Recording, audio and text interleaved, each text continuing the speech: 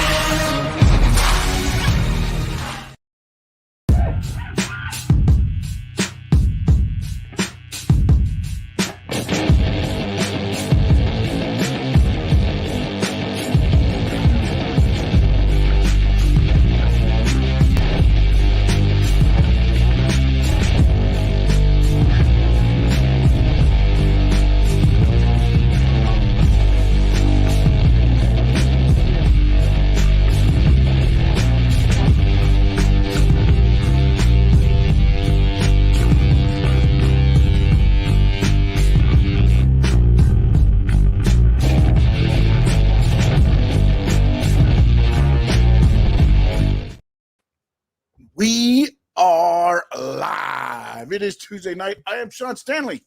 He is Mr. AEW. He is Frankie Frezko. Frankie, how you doing tonight, my man?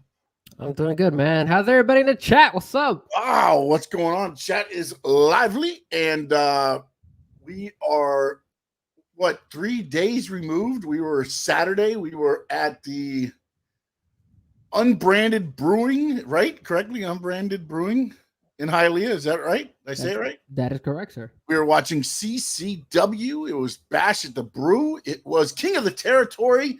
QT Marshall said it feels like home.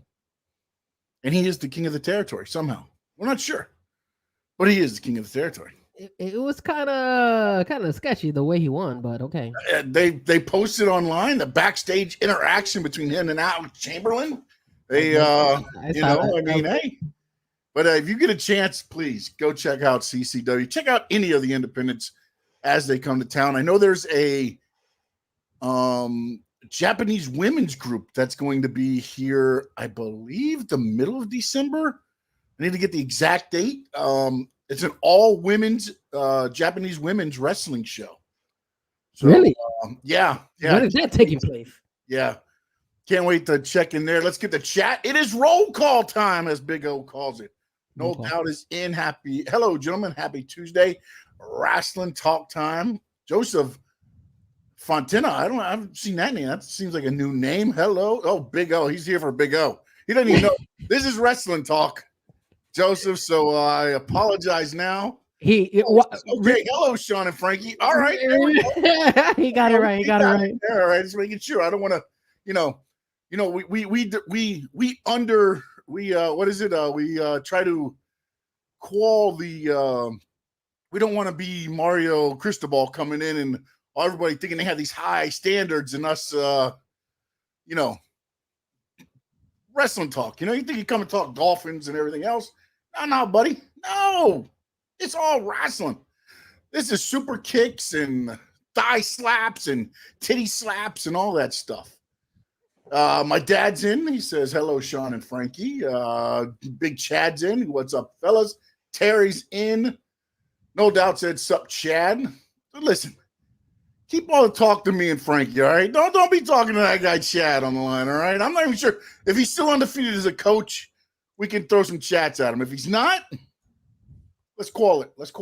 I will have to say this, though. When we were at CCW, there was a guy who looked like a fake Bad Bunny out there who almost won the Battle Royale. He was over. He was over, man.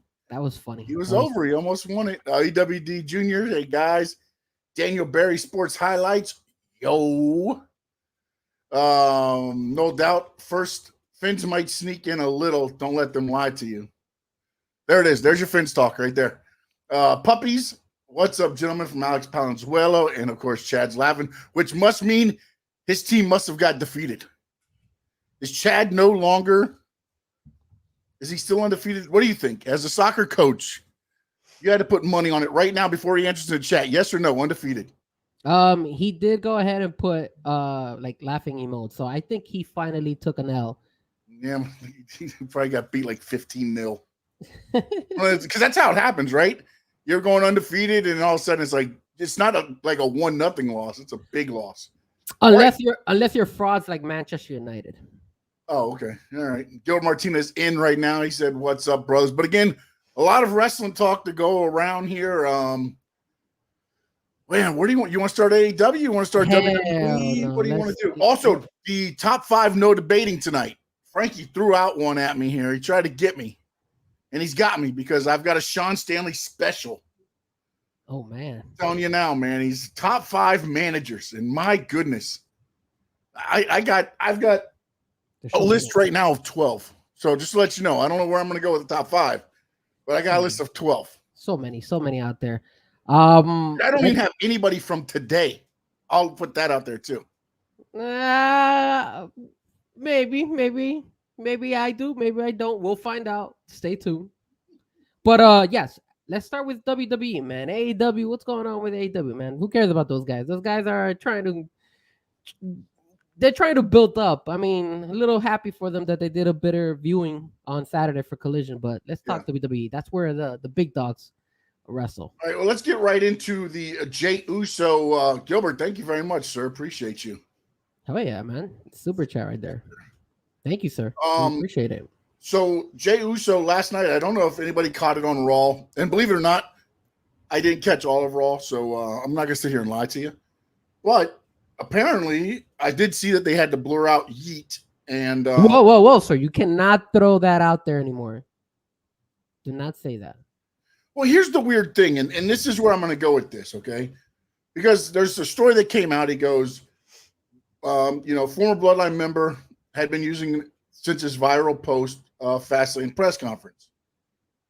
Then there were some unexplained trademark disputes, which is what happened, I guess. But now it says an update on the story. Indie wrestler, and hopefully I don't say the name wrong, Cassie Huffman filed to trademark the terms Yeet and Yeet Movement back in 2001. Both filings were made for pro wrestling exhibitions and entertainment purposes. However, those applications were suspended in 2022. WWE has never filed to trademark Yeet. So at this time, he will not be using Yeet going forward. There are still Yeet shirts being sold on WWE Shop. Wow. He didn't even have the Yeet shirt last night. Yeah, no. He did the main event shirt. They took Yeet out totally. And when they showed like the package, they blurred Yeet out on any of the pictures or video that had the Yeet. I saw that. The crowd was still selling. They were still saying it, but he did not say Yeet. He said one time or something at the thing. But so we're gonna have to wait to see what happens, man. I thought it was kind of strange that they are continuing to sell the shirts Even to get rid of them, but there's no trademark. That's what the weird part on this is like I feel like they found out, oh, somebody else already had this idea. Forget it. why doesn't WWE just buy her out? Well, the thing was suspended. The trademark was suspended in 2022. So, and then Chad says change it to Ye, no T. Can you do that? I don't know. You could put Ye and then put a circle with the circle with the line through it over the T, crossing it out, so there's no yeet. Or you could say yeehaw. Come on now, man. Come on. We're not the East Coast Outlaws here, buddy. All right. Yeehaw. No, I don't. I mean, I don't know. I don't know why they're still selling the damn shirt, but I mean, it's just funny that you could it's copyrighted and you could still sell the shirts. I mean, wouldn't that? I don't understand why they didn't go for the trademark. I don't know what the situation is, because if it's suspended, that means nobody has it. So, I mean, unless the lawyers looked into it and there's an issue with the word, I don't know there on that stance. But as of right now, there is no more yeet. Well, I'm sure Cody's upset about it. I'm sure Jay's upset about it. But hey, they got all the yeet they needed when they did that press conference. Well, I think at the end of the day, whether they want to, if they don't buy it, I guess they don't want to buy it. But and maybe they could come up with something else. But they do need something for him, because that was very catchy for him. Yeah, no, it worked out for him. Gilbert, Alex, we'll get to yours in a minute about. I think he's saying that's garbage, or I don't know. He says I think that's garbage now, waiting for TNA reboot as they are bringing back the TNA name. So we'll get in that in a little bit. We're going to do WWE, then we got the top 5 AEW, and then we'll jump into a little bit of the TNA reboot and things like that. We'll talk a little bit about it. I don't think it's a bad thing, but we'll discuss that more. But we'll discuss Gilbert Martinez says, "Hey guys, are you more excited about Randy or CM Punk?" And I had Randy Orton, of course, now is signed to CM Punk, and then he RKO's Nick Aldis. A lot of talk about Nick Aldis now going to become more of a heelish type. You mean Randy Orton with Randy Orton and KO? You mean Randy Orton to SmackDown? What'd I say? Randy Orton to CM Punk. Oh, Randy Orton to SmackDown. I'm sorry, I'm reading there. But in Gilbert's question was, are you more excited about Randy or are you more excited about CM Punk? I'll let you go first there, Frankie. For me, it's a clear definition. You see him right next to me. You see him on a mic stand. Of course, I'm going to say CM Punk. I mean, what else are we going to not expect? CM Punk sells. He's a box office. Now, Randy Orton is now no scrub either. I'm not going to lie. And I think they did the right move putting him in SmackDown, because I think they're going to go with that whole bloodline feud for Randy. It only makes sense that CM Punk now makes his way over to Monday Night Raw. That's why I think he's going back to SmackDown to try to see if he signs a contract with Raw or SmackDown. And I think he's going to choose Raw in this particular case. But it has to be CM Punk. He's box office. And then you have the feud you could do the feud with Seth freaking Rollins. That's there. Drew McIntyre. All those guys are Monday Night Raw guys. None of them are SmackDown. That's what I would go with. Yeah, I mean, I'm excited to see both of them and what they go on. And, of course, Chad nails it every time. I mean, it really is our truth. The comedic expertise that is our truth. I mean, the fact that he breaks in to the Judgment Day's clubhouse every Raw and then tells them, hey, you guys need to get some security around here. I mean, dude, it's gold. He is gold, man. He had jelly rolls last week. But I think I'm excited to see both, man. I mean, I'm excited to see what they do with both. And as I said, Randy Orton now to SmackDown. As you said, it looks like it's going to be the bloodline there. And what's interesting also, though, is that really it's not a bloodline angle per se, but with what Drew McIntyre is doing over on Raw, it has brought in a little bit of the bloodline element, because he's gone after Jay and Sammy for when the bloodline costed him his title match at Clash of the Castle. So it's almost like blood in, blood out in a way, like Jay's not going to be able to run away from what he has done in the past. I was hoping they would end up doing something with Randy, but I understand they want to throw him over there. And at the same time, do you want him to be that heel type? Because that's a heelish move if he did cost.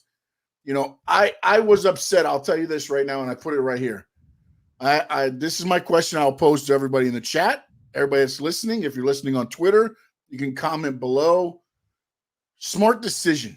Jey Uso losing clean to Seth Rollins last night on Raw. You're asking me too? I'm asking straight up. Yes. Do you think it was a smart decision to have Jey Uso lose clean to Seth Rollins on Raw last night? For some strange reason, for me, I thought it was fine. And I think the reason it was fine for Jey to lose clean is because I think they're going to focus more on, obviously, Drew McIntyre going up against Jey, especially since Drew attacked him afterwards. It also kind of puts Jey back, to the back end of the starting lineup when it comes to challenging for the belt. You could tell that Seth versus Jey Uso wasn't gonna headline a pay-per-view anytime soon. That's why they put it on a Monday night. And I think him losing, it gave us a little bit of taste of what Jey is capable of doing, but that doesn't necessarily mean that he's ready for that. So I think that's why I think it was the right decision for him to lose. He needs to work his way up. I know he was a star. He's coming back. Also, I think, to be honest with you, I thought that Yeet thing kind of hurt him as well. I felt that maybe they kind of want to lay low a little bit with him because of that. Maybe they're trying to get the fans to forget about the whole Yeet thing, and they're like, okay, let's give him an L. That way they could forget about this, and maybe we could come up with something new for him, and then eventually bring him back up. But as for right now, I think it was the right move. I like the Jey versus the Drew McIntyre fight that's probably going to happen at the next pay-per-view. Okay. I mean, no, that's one way to look at it. To me, I thought it takes away from Jey. Takes away from him. How are you going to call him main event Jey Uso? With what he did against Roman Reigns, I thought was tremendous. Then to lose clean to Seth Rollins last night, especially when you have the whole Drew McIntyre thing, they could have had Drew attack him earlier and just laid him out and then left it there, because again, he did throw Seth as well. So he kind of took care of everybody. And then, of course, he went over and he said, the truth shall set you free. I was like, to Jey Uso. So, again, they're continuing that on. I just thought, to me, and again, it's getting crowded at the top at SmackDown and Raw. The top of the roster's getting packed. So everybody can't be at the top, and I understand that. But I thought it would have been a better build if Drew would have not cost. You don't have to hit him. You could have got him in a count out or whatever. You know what I'm saying? Where Seth is in the ring, he doesn't see what Drew does. Drew hits the Claymore. Jay's left out on the thing there.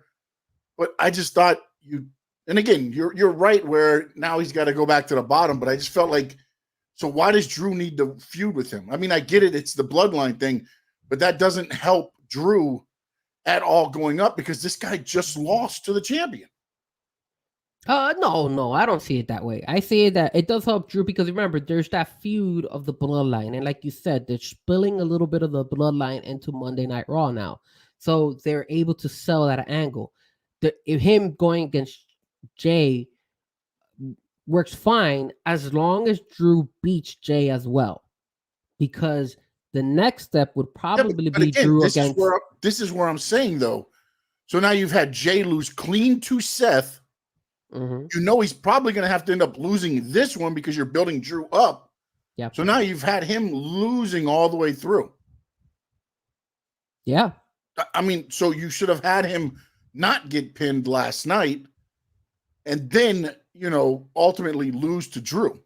The thing is, there isn't that much for Jey to lose. I mean, people still love Jey. He's still... Maybe he's not main event right now, but he's still there. He's still going to be, he's a top wrestler in WWE and on the Monday Night Raw show. So I don't see it as it hurting him. I just see it as, hey, let's push him to the back because like you said, there's too many top dogs right now. Now, him taking 2 back-to-back L's, like I said, I don't see that being an issue because he could run it back with Drew. It could be like Drew could he could win the fight as long as he doesn't win the fight straight up, or maybe somebody gets involved or something happens. There's so many angles you could do that at the end of the day. I thought that's what you could have done last night to keep it rolling. And again, but they wanted to make it clean. And I'm not sitting there saying that Jay, should have beaten Seth in no way. Seth should have remained the champion.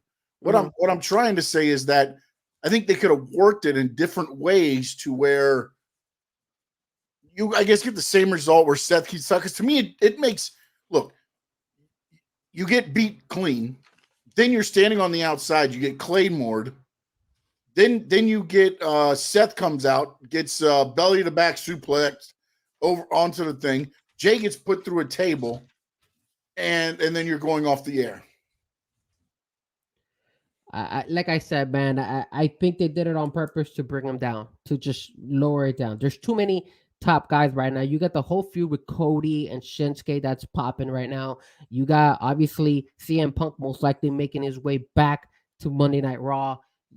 There's too many guys up there. You have Drew, and let's not forget. He's going to be. This is, I believe, where they're aiming for Royal Rumble. These are kind of feuds heading into it. I believe it's going to be Seth and CM Punk, which I mean they can keep that going for a while.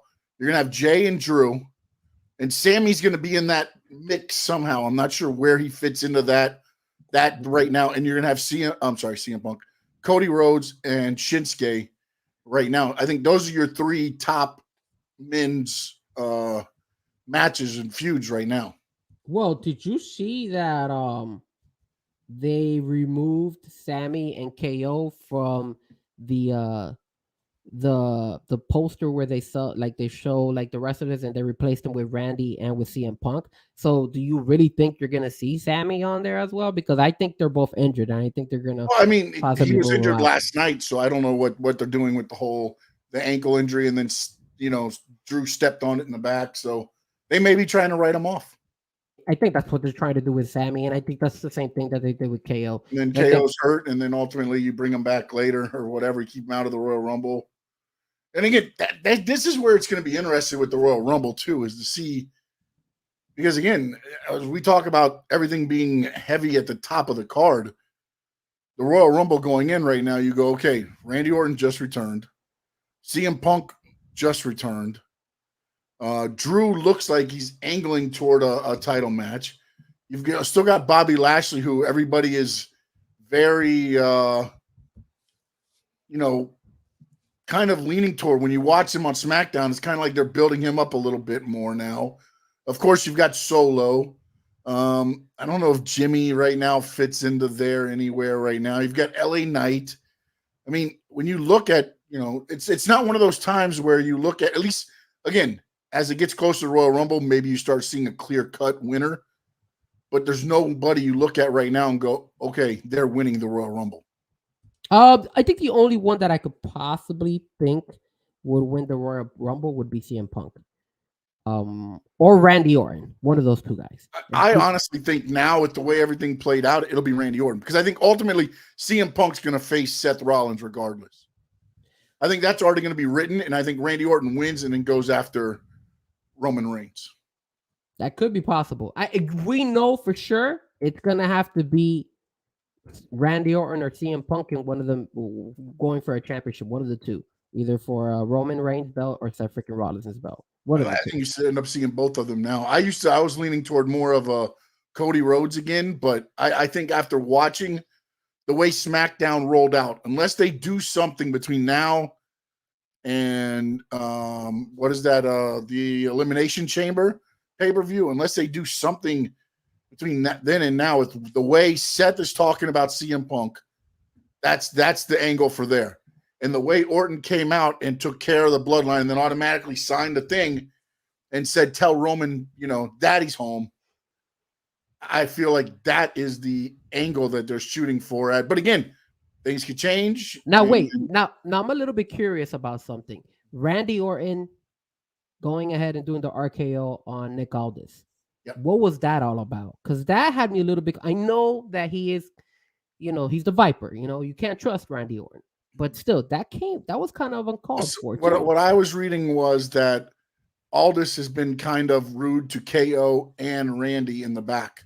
And it's kind of like little cheap shots that he takes because of his, the proper attitude and things like that. So some people think it's going to be Aldis being the heel GM. And then, then this is where it's not bad. I'm wondering if this happens, if this changes the Randy Orton, Roman Reigns dynamic. Mm-hmm. Ultimately, it looks like they're going to try to put Austin Theory and Grayson Waller with Nick Aldis, and then they'll be his like guys to go out and take care of his dirty work, I guess, if you want to say that. So now, if Randy Orton and KO are the two guys that are kind of that way now, is that how they eliminate? Because they're talking about this happening at leading up and going up until WrestleMania. But then you're putting up two different kind of like factions out there. You're putting in Nick Aldis's group and then the Bloodline, like one and the other. Yep. I don't know if that would make a lot of sense, because again, Randy is feuding already with the Bloodline. I mean, he could still build it up eventually, but not something that would happen right away.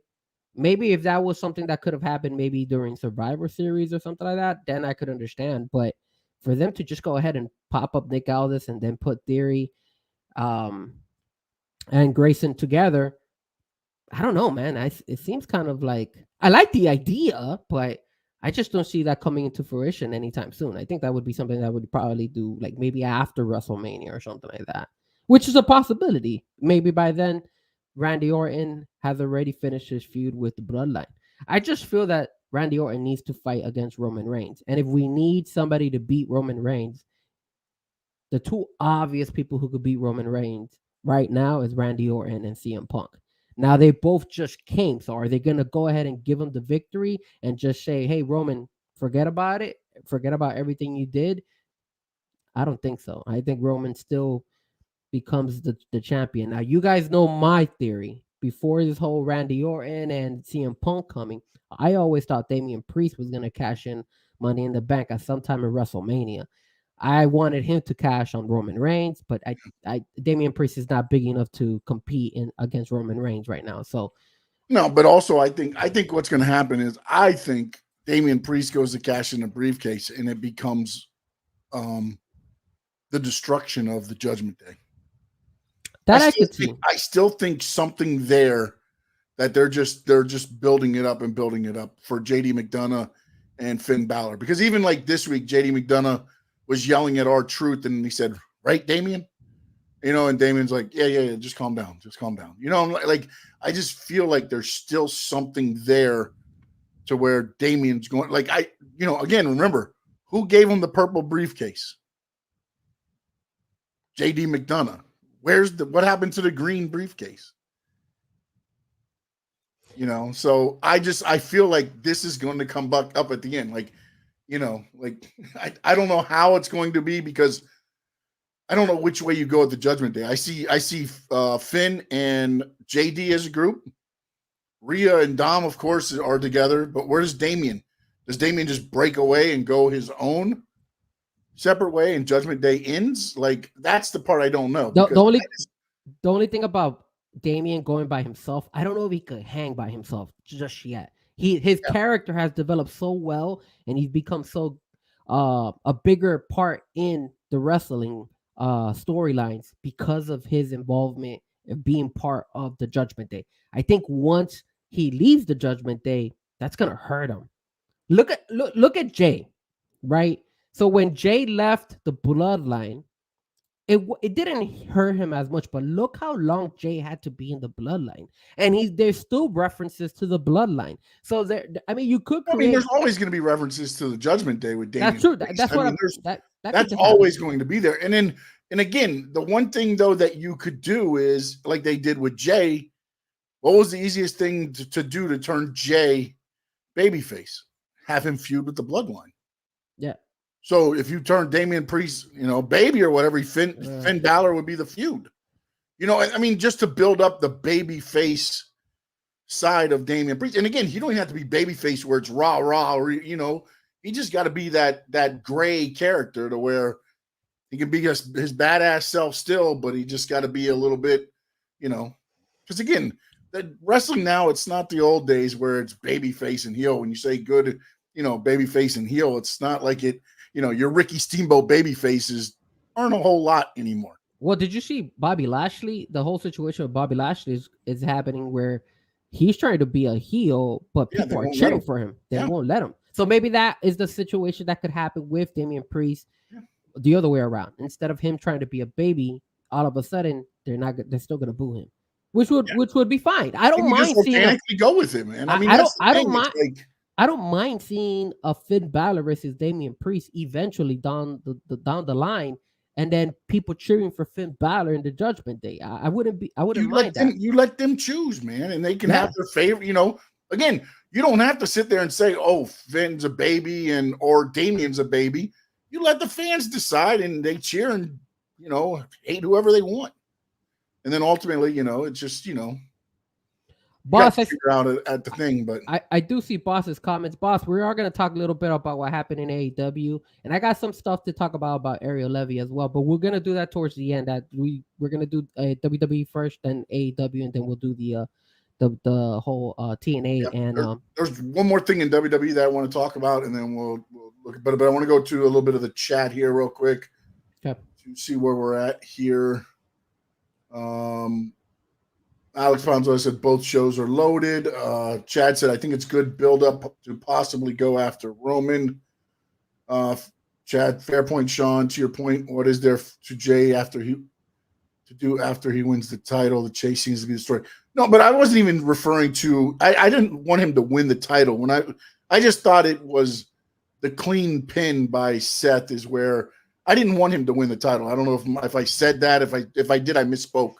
I just wanted it to be more of a, gray area of Jay not getting pinned 1, 2, 3 as a baby. That was my only the thing there. Let's see. Cap for Life says, "Gentlemen, promise me you'll never leave again."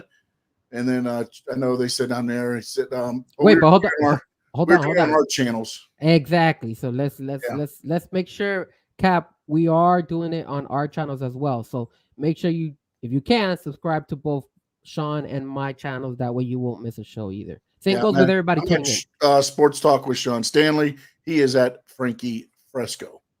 And you can also catch his show, Let Me Talk to You, tomorrow with his brother as well. That's a good show. I'm telling you, guys, don't be sleeping. Don't be sleeping on it. Let's see.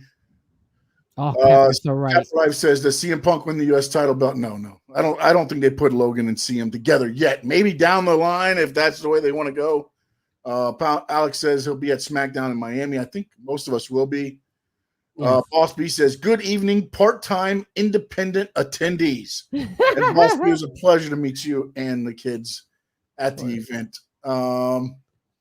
Cap for Life says, you guys think Tony Khan is having regrets? We'll discuss that in AEW. That is one. Jade Cargill wins the Royal Rumble. That is what I said. Yes, Cap. I'm agreeing with you 100%.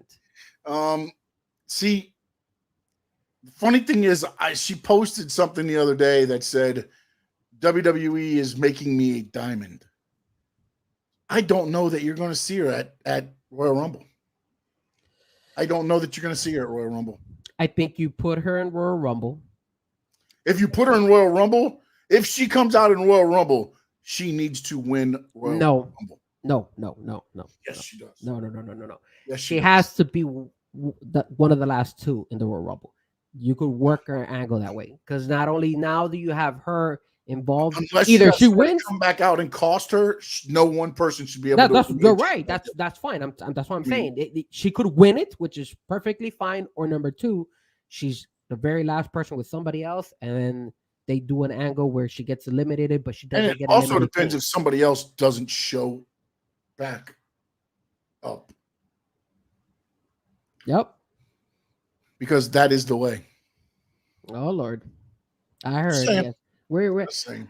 That see, and we're gonna talk about that on the AEW side because they keep like what Cap said, the whole situation with this guy regretting a lot of stuff. I think he's gonna regret a ton of stuff, Tony Khan. So,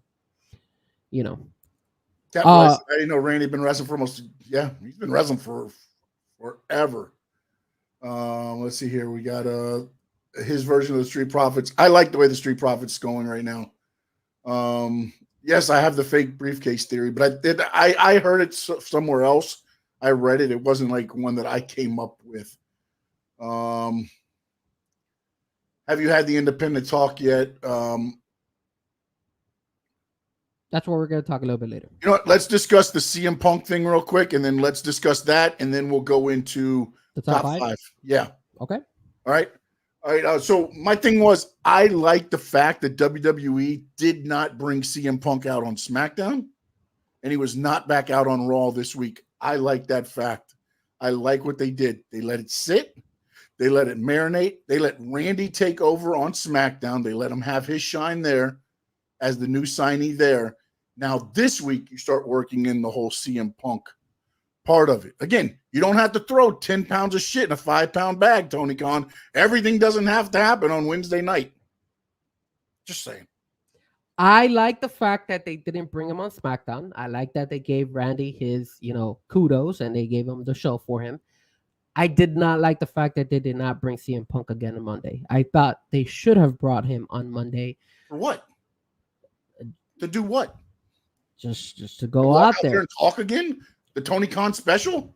No. CM Punk go out there and show our fans what you can do. He doesn't even have to go out as much. He could just be walking backstage, bumping into people. People are looking at him. Again, making it sell him because you know that he is the biggest star coming into WWE right now. But see, that's the thing.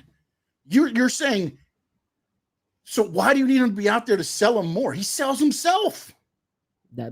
He sells himself. You don't have to have him out there. If I was in that Monday night crowd, I'll be a little bit disappointed. I didn't get a chance to see neither Randy nor CM Punk. CM Punk was not advertised for any either shows. So if you're upset about it, then maybe you should have probably read who was going to be on the show. A lot of people should have thought about it. Oh my God, CM Punk's going to have to be there. He signed. No. Again, that's the problem with fans. Like, oh, well, this guy. It's not a football team. Everybody on the team doesn't show up. So what do you want him to do? You want him to do the Roman Reigns where he only shows once in a blue moon? No. I mean, come on. Dude, he's been out 1 week, 7 days, man. Calm down, Tony. Calm down, Tony. Calm down. CM Punk don't have to be on your left leg, buddy. You don't have to be there. You ain't got to be like Larry. Hold on. You ain't got to be Larry. On your leg. I'm not throwing it out there that CM Punk has to wrestle. All I'm saying is they could say, hey, CM Punk is in the building. You have CM Punk walk around and people are looking at him. You create different storylines. You look at. You don't need to. It's created itself. Exactly. And the way you create it itself is by just having him. Because oversaturated? What? Oversaturated of what? You don't think the last night was about two things: Drew McIntyre and the Sami Zayn ending that being done, and Jey Uso and Seth Rollins heavyweight title match, and then keeping Drew as a heel, or building him up as more of a heel. Where does CM Punk fit into any of that? CM Punk has to be involved in every show. No, he doesn't. He just has to show up. He doesn't have to wrestle. He doesn't have to talk. You just have him out there just walking around. Be like, yo, what's going on? Looking at people saying, hey, was this and that. He could be like, yo, I'm just getting, I'm glad to be back. Just checking out saying what's up to some of the old people and stuff like that. And that's it. And he doesn't even have to talk to the big stars. Like he could go to the middle class guys. He could have easily gone just like what. I know you guys are gonna probably make fun of me, but just like R-Truth, you know how R-Truth just randomly shows up, and I know that's R-Truth's character, but still, you like to see the little, hey, there he is. Like R-Truth does that. You like to see, hey, CM Punk was back there. Just give clips, just like what they were doing with Jade Cargill. Hey, you like to. Now all of a sudden we don't see Jade Cargill, and all of us are asking why not? Why she's not there? And I know now everybody's talking about why isn't she there? What's going on there? Again, you've created a buzz about it. Like CM Punk has got the buzz. You don't need to have him out there every time. He's not a savior. Again, he's not a savior. But he said it himself. He's there for the money. He's there for the. He said, "I'm home. Oh yeah, I'm not here to make friends. I'm here to make money." Okay, so let's don't come. I mean, this crap about him saying that I'm home. Come on, man. Look at all the stuff, all the junk that he said back in the day in AEW to MJF and all that stuff, saying, "Hey, you're going back to if you sign up with WWE and all that stuff, like referencing WWE and all that stuff, and it was all like taking shots. And now all of a sudden he's saying, "I'm home." Come on, get out of here. Look, man, he's there to get paid, right? He's there to get money. Okay, so then have him out there. Just show him out. You don't even have to walk out to the crowd. Dude, you don't have to take the Ferrari out of the garage every show. You don't. You can't keep it in the garage the whole time because the paint will mess up. Nobody said it's staying out of. He's advertised, I believe, for SmackDown, and he's going to be at Raw next Monday. Okay. Because he wasn't needed at this show because they wanted. If he's at this show, he has to confront Seth Rollins. No. Nah. With what Seth said about him in the back?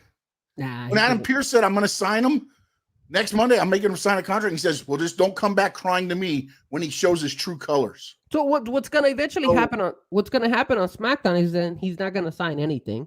He's just going to go out there, talk to the crowd again and all that stuff, probably mention people on Raw, and then they'll do the whole signing again on Monday, and they'll be like, he'll have to choose. Or Adam Pearce shows up again, and this time they do the same thing, but it's SmackDown's contract that gets thrown out and not Raw's. No, I don't think they'll do that in SmackDown. I think they'll do that in Raw.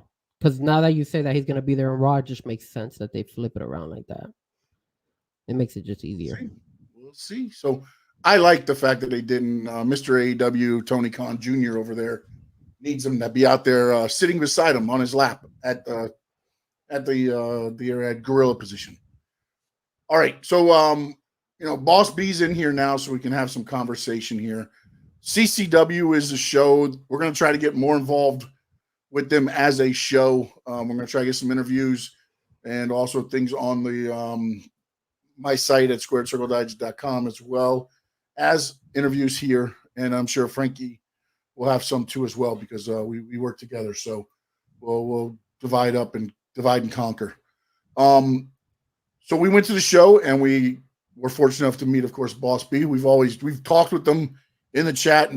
I had never ran into him. I think Frankie had already met him once before. It was the first time I had the pleasure of meeting him. And we went to the independent show at the Bash of the Brew, and I thought the show was good. They ended up doing a King of the Territory match, kind of like a Royal Rumble match, every 30 people, every probably about a minute. I think it was about every minute. And then Alex Chamber versus QT Marshall, Smooth Operator. Is it Mike Gallagher? I think so. No, who was the guy that had the boa? The guy that came in, he was dancing, and we were like, yeah, and then he got in the ring, and then Cha-Cha Charlie clotheslined him right over the top rope. That guy. Boss Beat just said yes. It must be him. Is that him? Is that Smooth Operator Mike? I didn't, because I thought it was a different name. But they're going to be fighting at Kissimmee Conquer. They're going one-on-one. Okay. At Kissimmee Conquer. Cha-Cha Charlie came out, and if you don't follow, go to CCW Alive TV. Follow them. They're local here, and then you can follow Cha-Cha Charlie. There's others that we can talk to there. Well, can I show you something? Can I show something? Go. All right, so let me see if I can share this with you. That was pretty cool. This was one of the highlights. So they had the battle royale. So it was kind of like a Royal Rumble. I'm gonna share this with you guys. Let me know if you could see it, Sean. Yeah, it's there. All right, cool. Can you bring it up? Or? Yeah, please, if you could, that would be pretty cool. That way people can see what we're talking about. So I'm gonna make it bigger. That way people can actually see. This was a moment on the show that was pretty cool. And that was during the battle royale, and there's Cha-Cha Charlie. Sticks. That's a guy called Stick. He hops on somebody's back, gets over to the guardrail, and then he ends up jumping. Oh, and you see, he missed it, and he was able to catch himself and got in. But that was pretty cool. It was a good little spot. It was a Kofi Kingston spot. But everything was good. I thought it was a Skits. Yeah, that's his name. Skits. Is it Skits? Oh, yeah. I thought it was Sticks. Skits. SKITS? Skits, yeah. Okay, I'm sorry. I'm not all the way down to where they are. I'm still up so I don't lose place where we're at. So if you get a chance, please go to CCW. They do shows in Port St. Lucie. They do shows in Kissimmee. They're at, I believe, Homestead, a brewery in Homestead, and a brewery here in Hialeah. And then I think Boss B said there's going to be one Thursday Night Thunder at Miami Brewing in January. So again, as we're getting more involved with the CCW, we'll probably be sharing a lot more. If you're following myself or Frankie, we'll probably be sharing more of their shows and their cards. Well, I'm keeping a tab, and Boss says that the reason they call him Skits is because he's a kind of like a schizo. Schizo. Okay, so schizo. Okay, now that makes sense. I thought when they announced him, they kept saying sticks. Honestly, I thought it's sticks. STICKS. That's what I thought I heard because he kept using the cane and all that stuff. So that makes sense. Now, I will say this, guys. When you go to the CCW shows, it's fun because you get to see a different side of the wrestling. When you have, look, myself, you get to see a raw wrestling show. Correct. And the cool thing about it is, yes, there are gonna be hiccups. Yes, there's gonna be moments where like there are double type of moves like the one that Skits was trying to do. And Sean mentioned that actually to me that he was practicing that before the show. So it was something that they had. I like the fact that they do the storylines and they do, push. And now they have, you see the stars. They do bring sometimes some of the hidden gems that are in AEW and WWE. I mean, they've had this guy, Fuego del Sol before, who was there. He was previous AEW. Now they have QT Marshall, who's really good. Jay Vidal, who's in TNA. So they've had a couple of these guys that have been in these shows and come back. And one of the cool things about the show is the fact that you get to see the difference between the guys who work in those more high-end shows and then the guys trying to come up. And it's cool because you get to see the difference. You get to see how this guy knows more about making a move, how to sell something, and the other guy's still learning. And it's fun to actually see that. And if you see Boss, if you see myself, if you see Sean, we're all talking about it every time. We're like saying, hey, look what he did. And it's cool to see it because that's from a different perspective. We don't AEW, WWE, they're so trained that when you go to these indie shows, you're still trying to see who is the next up and coming guy who's able to do the same thing. And you'll see some of the guys who know how to do it really well, and you see some of the guys who doesn't. And then at the same time, you see some of the big dogs like QT Marshall kind of like teach them, during the match. Hey, look, do this, do that, and you could get that vibe, and it's really, really cool because you don't see that in the regular WWE shows and the AEW shows because they're trained behind the scenes. In other words, the other thing I wanted to say, and I don't want to take too much time about this, but Ariel Levy, and I don't know if you guys know him as much, but Ariel Levy is one of the guys who I really, really did enjoy and do enjoy in CCW.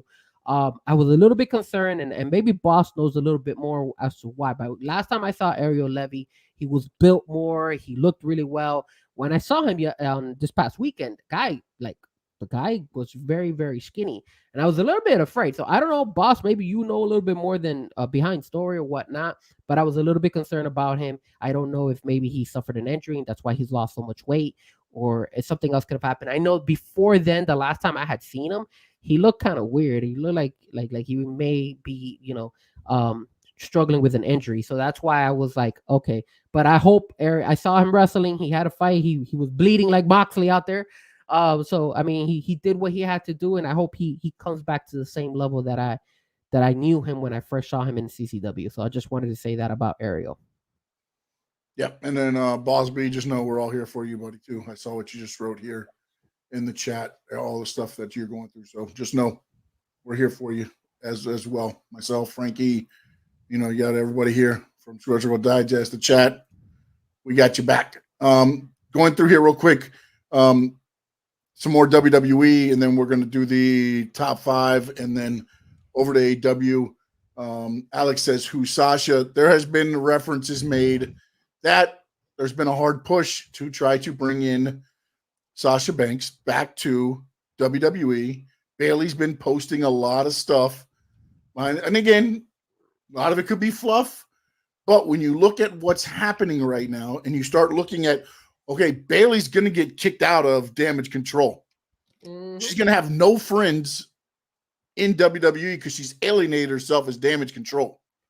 So who's going to be that friend that shows back up to help her out?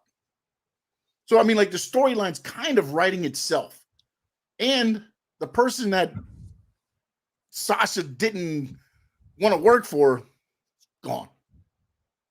So again, however you want to look at it, again, never say never in wrestling. I'm just saying right now there's a lot of points going toward Sasha coming back to WWE, and we'll probably discuss it more in the AEW talk.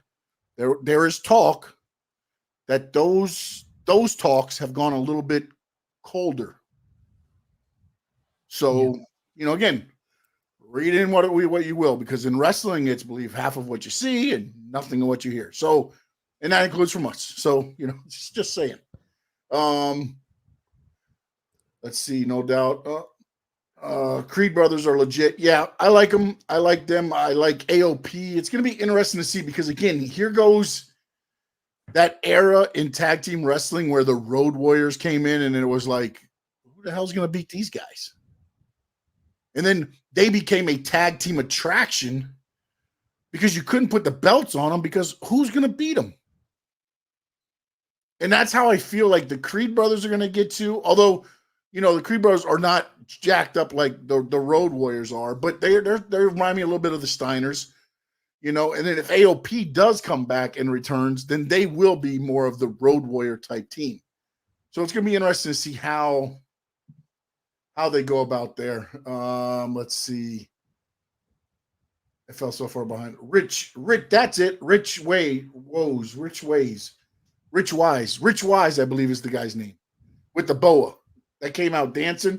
Remember, he danced the whole way to the ring. Oh, that guy that was really good, right? The one that Rich Wise. That's it, Rich Wise. Yeah. One that Jay was like, he was looking. Vidal was on the corner, and he was on the corner. I like this guy. He dances. I saw that. Nashville as well. That's true. CCW does go to Nashville, and also they have a school, and they're registering now, and you get trained with Gangrel. Gangrel is the head trainer at Coastal Championship Wrestling Academy, or I'm not sure how they do it there. And then you work with a lot of the guys. I know Alex Chamberlain also does the training there, as well as their heavyweight champion, which Jackal Stevens right now. Jackal Stevens also does some of the training there as well. And also, if you don't want to do wrestling, you want to be a referee. Yeah, referee, managing. They do both. So yeah. Let's see. Bailey turning, bro. Yeah, I don't think Bailey's turning. I think they're turning on Bailey. I think that's ultimately what you're going to get. I think Dakota Kai becomes the leader of Damage Control with the three, Kyrie, Asuka, and Io Sky. The only thing that sucks about maybe making her the leader is the language barrier situation. So I know you're going to have this girl. What's her name? Her friend? The other one? The one that's injured. Dakota? No. Oh yeah, I'm sorry, not Dakota. Man, I thought you said Io Sky. My bad. Yeah. Oh, you're right. But I think what they're doing is they're making it sound like Dakota can understand what they're saying. Like, they're like they're all talking, and then Dakota translates it. Because the one that would make sense to be the leader would be Io Sky, and then Dakota would be the one kind of translating. Well, Io will be the Ric Flair of the group. We'll say it that way. So technically, she will be the leader because she has the gold. Yeah. But I think Dakota is going to be like the manager on the outside, while the other three are your wrestlers right now. Yeah. At least until she gets back to full. Boss B says, does Trinity go back if Sasha goes back? Trinity is under a contract with Impact. I don't know how much longer she has on it. I know she did a 3-month, but then she re-extended. I don't know how long the extension was. So we'll have to check into that. So I don't know what that is. But Trinity, I know, enjoys her time at Impact. So I don't know. I mean, again, it's been 2 different journeys, right? If Sasha stayed healthy, she's in AEW probably right now. Yeah. If the ankle doesn't get injured, she probably signs a while ago and she's hooked up to a 2-year deal. She gets injured and then she's able to take her a little bit of time. And, now we're sitting where we're at. Boss B saying you're going to the weird ceremony for CCW on Twitter. No, I will not be attending that. I've got other things going on, unfortunately. Okay, Bailey turns face, wins the Rumble, goes after Io for a title at Mania. Carlos, you know what? What's interesting is we talk about how top heavy the men's Royal, like looking at it there. The women's is more with Becky, Charlotte, If Jade does go in, Bianca, Bailey, as you just said, I mean, like there's a lot of, and then anybody from NXT. I don't know if they're going to bring up Tiffany, any of those. Are they going to make a big and even Zoe Stark, they've been given a little bit of push. You still have Raquel, who really hasn't. I feel she got a little bit of a push, but I don't know if she's got that monster push or if she will get a monster push. But I feel like there was more. Who's Gunther wrestling? Ooh, right now. Who is Gunther wrestling right now? That's a good question. Oh, it's Miz again. Right now they're doing a little thing with Miz just to keep him busy. I don't know where. I don't know who his next opponent's going to be. I don't know. I don't think it should go with the Miz. I think they should go with a different opponent. Weren't they going to have the? Oh no, that's the tag team tournament was for the USA belt. That's what it was, right? I think that's what it was. No, the tag team was for Judgment Day against Street Profits on SmackDown. No. The one that they were gonna have a tournament where Kevin Owens was gonna be in it, Grayson Waller was gonna be in it. Oh no, that's the winner gets the US title match against Logan Paul. Yeah, that's what it was. Yeah. Okay. Yeah.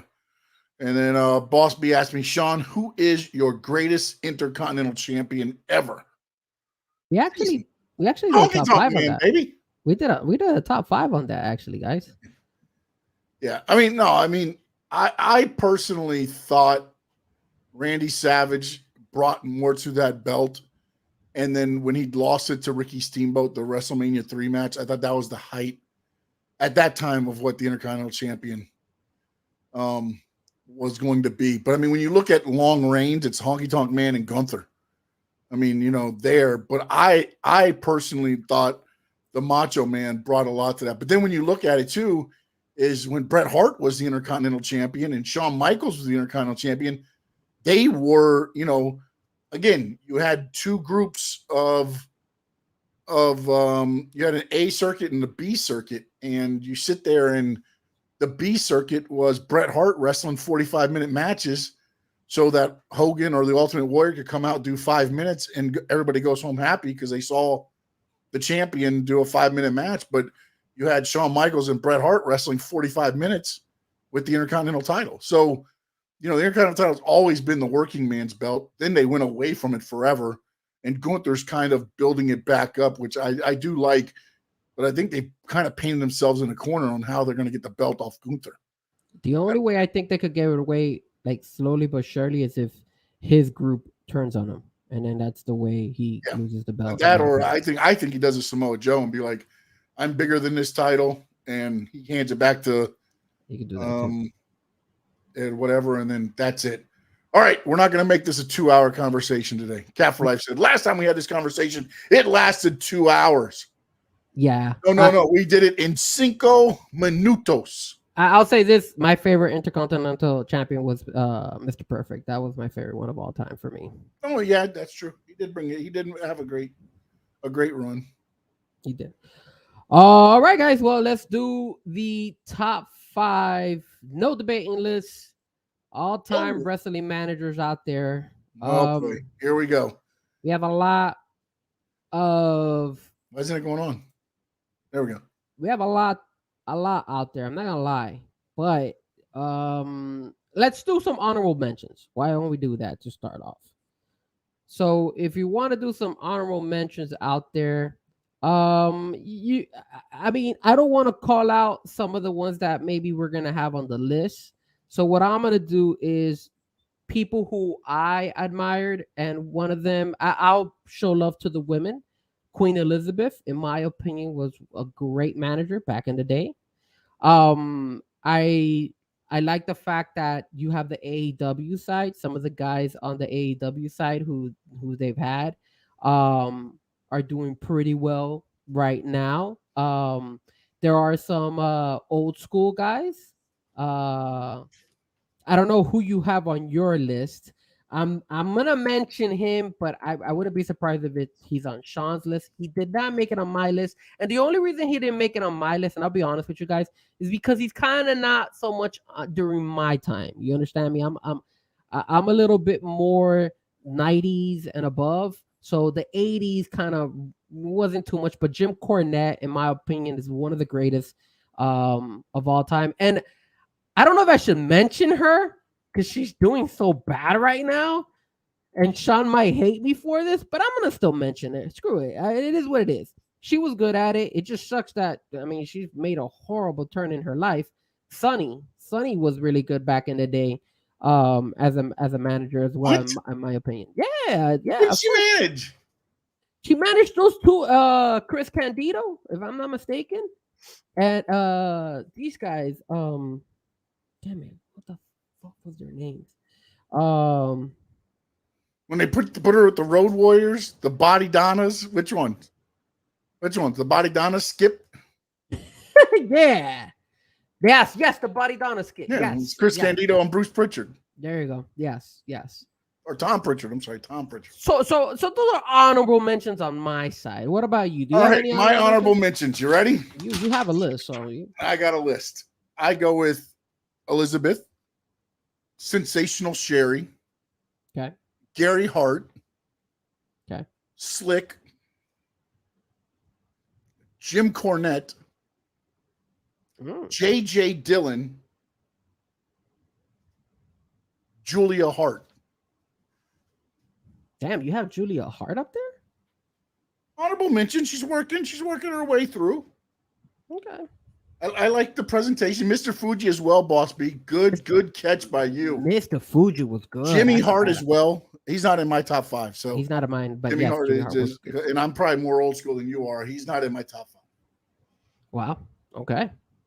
I think we're I gonna have missed some. I was going, man, I wrote down about 12, 13 names, and then as we were sitting here talking, I'm thinking, I'm missing guys, and it's gonna just Paul Ellering also in the honorable mentions. He managed the Legion of Doom, and then recently he was the manager of the AOP in NXT. There's so many out there. Yes. Damn, Mr. Fuji was a good one. I should have. Alex, Paul Bear. How did I? Wow. Did he make yours? I'm sorry. We will find out. You guys will find out. Right. I guess we just found out. The $1 Million Man was a good one too. Yeah. Right? Forget about him being a manager. What about Teddy Long? Teddy Long was out there, right? Wasn't he was. He managed Doom for a while, and then he became the GM. Then he went GM. Hey, how are we gonna forget Stephanie McMahon? She managed Triple H, no? Didn't she? Yeah, I guess. Yeah, technically, yeah. So it's not bad. Vicky Guerrero, she's another one up there back in the day. Yeah. All right, so let's start. I'll start with my number 5, and I think somebody mentioned it. You had it as an honorable mention. Sensational Sherry, man. I am giving love to the women.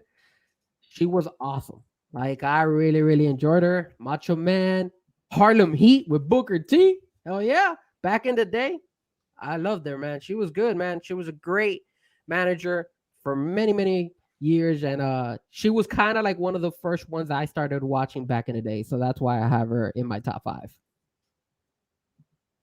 Very good. My number 5 is 2 people. Oh, you're cheating already. No. It's 2 names, 1 person. Ha ha. Okay, you make Paul sure. Heyman, No doubt. Paul E. Dangerously. I thought you said he managed the Dangerous Alliance, which was Stone Cold Steve, at the time it was Stunning Steve Austin, Rick Rude, Larry Zbyszko, Arn Anderson, and he ran around with the cell phone just bashing people. Okay, not bad. He was dangerously the Dangerous Alliance, Paul Heyman, baby. Now he's an advocate. I thought you were gonna put anybody like who's now right now. I was looking at Paul back in the day. He was Paulie Dangerously. I put Paul Heyman so people would know who I'm talking about, because if you put Paulie Dangerously, they're gonna be like, "Who the hell is that?" At least you didn't put Paulie D. That would have been bad. All right. My number 4 is Bobby Heenan, my friend. 4. Yeah, I have him out there. And I'll tell you why I have Bobby Heenan. The big one. It's the big one. A lot of people are gonna have. I wouldn't be surprised if maybe that's number 1 in everybody's list. But again, for me, I wasn't a big fan of Bobby Heenan. it was okay. He was very, very good. I liked his work in WCW, but not my cup of tea when it comes to Bobby the Heenan. But he's very good, very, very good. Again, I kind of didn't see as much of him on the WWE side. But he still was amazing. I mean, Andre the Giant, that was, classic right there. So many for Bobby the Heenan. So for me, I have him in my top 5 because I give respect where respect is deserved. Bobby Heenan, top 5, number 4 on my list. Oh my God. My number 4 is, girls just want to have fun. And that's why Cyndi Lauper went and got Captain Lou Albano to be her dad. Captain Lou Albano is number 4. All right. Hold on. And he was a bad guy, and then he turned into the bad guy, brought the Rock and wrestling in at WrestleMania 1. He had the rubber bands on his cheeks. He managed the U.S. Express. The great Captain Lou Albano. I got you. Hold on a second. Let me just type this in. Lou Albano. Bad. All right. My number 3. Sean kind of mentioned him out there. And it's Jimmy Hart, man. Jimmy Hart. And I'll tell you why I like Jimmy Hart. Hulk Hogan. I mean, again, I'm going based on like when I was watching wrestling and when I first started watching wrestling, and Jimmy Hart, of course, with Hulk Hogan.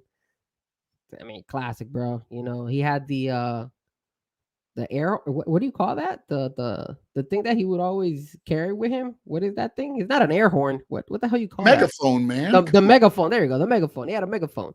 So that's classic Jimmy Hart, man. Love it. Number 3. Number 3 for me, pencil neck geek, classy, Freddie Blassie. Oh, I knew you were going to have Iron Sheik. He had Nikolai Volkov. He was dressed to the nines. Great, classy Freddie Blassie, baby. Again, Freddie Blassie is somebody that I would have on my list, but again, that's kind of like outside of my my time frame. Like he was around what, maybe the 80s, I would assume, probably. Yeah, because I was watching it 80s, 90s, late 90s, early 90s. He was getting kind of out. Not bad. Yeah, that's probably why I saw a little bit about him, but not that much. He wasn't somebody I took a lot. Respect him again. Much love. By the way, another one that I left off, and hopefully he's not one of your top 2, Sir Oliver Humperdinck. He was a manager here in Florida with Kevin Sullivan's group, and then he also managed the Freebirds when he was in WCW. So there we go. I mean, yes, that definitely did not make my list. My number 2 is Paul Heyman, and I have Paul Heyman in there because he's been working, just like what Sean said. He's been doing it for many, many years, and of course, what he's done with Roman Reigns, I give a lot of respect. And there is no Roman Reigns if there is no Paul Heyman. There is no Brock Lesnar without Paul Heyman. The guy is up there in my list. Amazing. You're number 2, sir. My number 2. He led 2 tag teams to the WWF tag team titles, and he also led 2 single competitors to the WWF Heavyweight Championship in Stan Stasiak and Superstar Billy Graham. He is the Grand Wizard of Wrestling.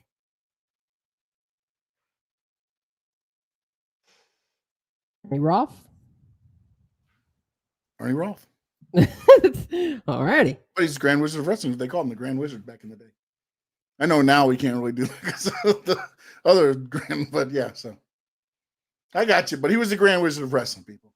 Look it up. And you know how he got his start in the entertainment business? You're asking me? Yep. No. Tell me. He was a DJ. Oh, snap. He should have been number 1 on my list then. That's for sure. My number one, again, you guys mentioned it. It for me is Mr. Paul Bear, man, and I gotta go with Paul Bear because one of my favorite wrestlers of all time is The Undertaker, and there is no Undertaker without Paul Bear. And I don't know, but I don't gotta say too much about it. The guy, you know. You know what I love them more as? Percy Pringle the Third. And let's not forget Paul Bear also managed Kane. So that's something cool too.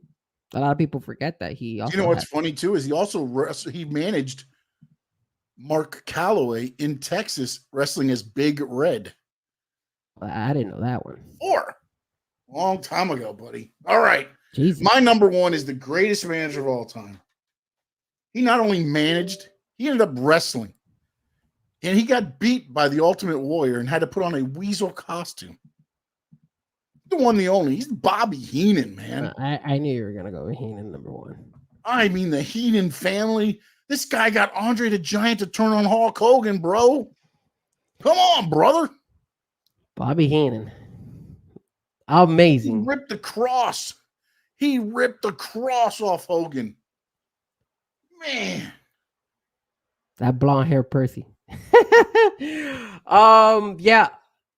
I mean, I kind of knew you were gonna go with Bobby as your number one, so that's why I kind of wanted to switch it up, and I went with. I liked him also too because he took an ass whooping. He did take an ass whooping. He took an ass whooping, buddy. He got in there and just got pummeled. Everything he did, he would get his ass whooped. Yep. And he did a great job, man. He did it for many, many years too. So, shouts out to that. But these are our top 5. Hope you guys enjoyed. If you have your own top 5, throw it up there, or at least throw some honorable mentions. Somebody throw your 5s up there. If you're in the chat, throw them up. If you're on Twitter, throw them in the comments and let us know. Top 5 managers all time. Your top 5. Again, no right, no wrong answers. No. This isn't right and wrong. This is, everybody grows up in a different era. So I think that's the best thing that's the best way to say it, that we're all different era. That's why for me, Paul Bearer is like my era, like that guy. Yeah, but you having Heenan as 4 is just dumb. I maybe I gave Jimmy Hart too much credit, so I'll probably wouldn't put Heenan below Jimmy Hart. Maybe I should switch that. But Paul Heyman and Bobby Heenan, that they're. You throw them up there, they both have done a really phenomenal job as managers. Our top 3, both your list and my list, because I know Freddie Blassie. I mean, again, not my era, but definitely I don't need to watch.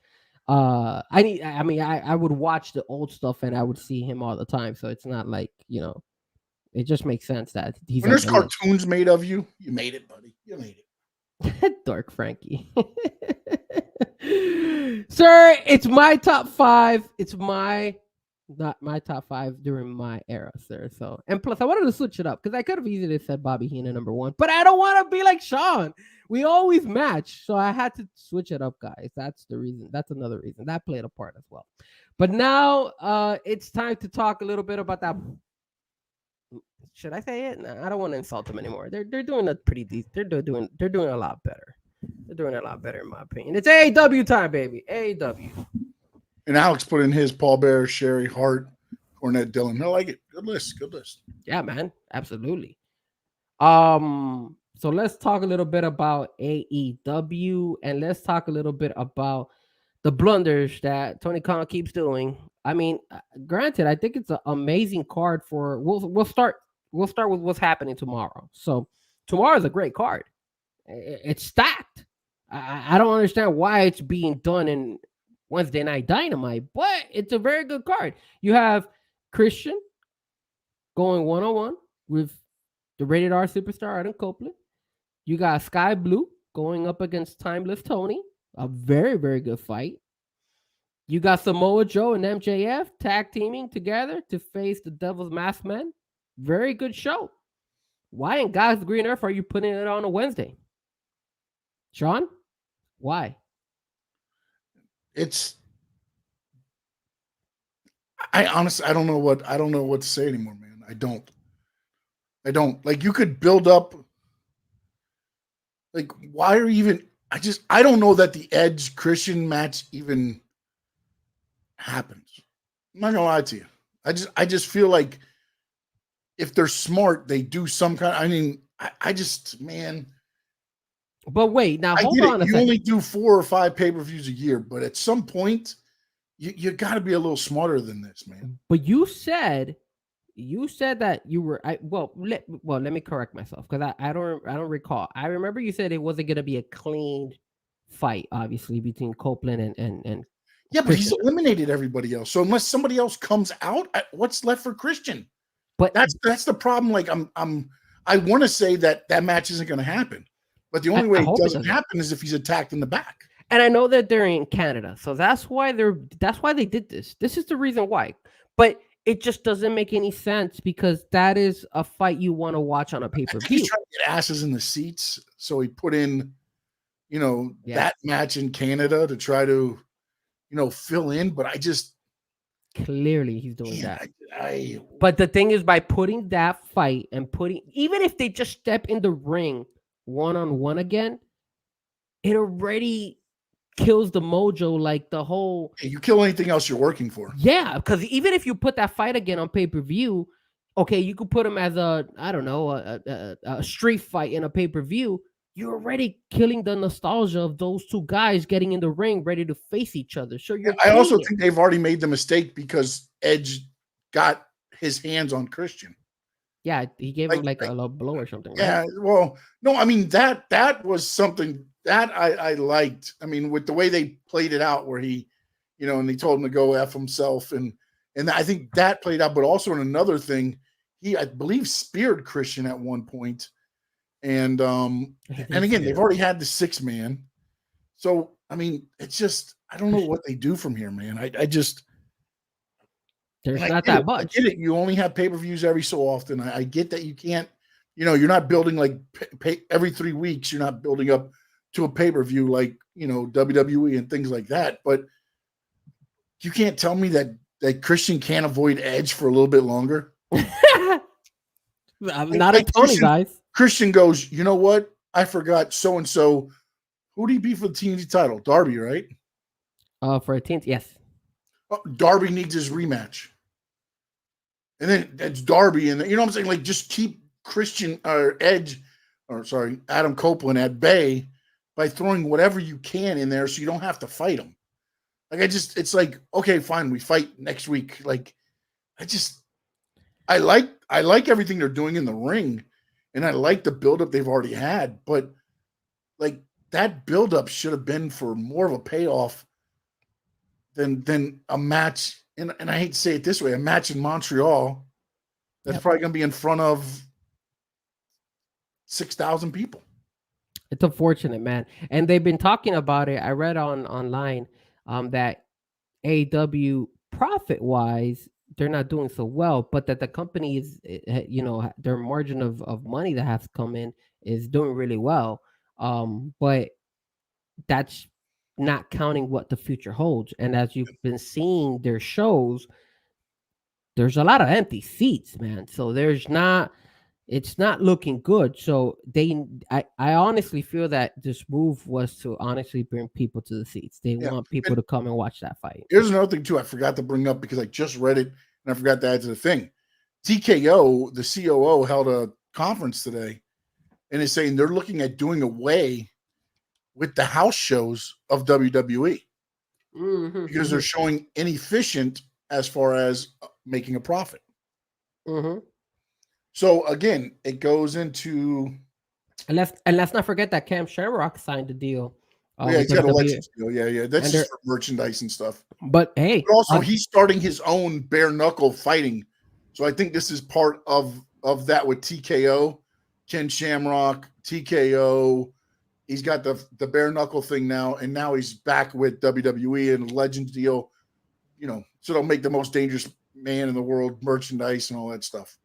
Yeah, so you got a lot of things going for them. And then here comes, let's go back to what we were talking about in the chat, which was two things. Did they make a mistake letting go of CM Punk and moving him to WWE?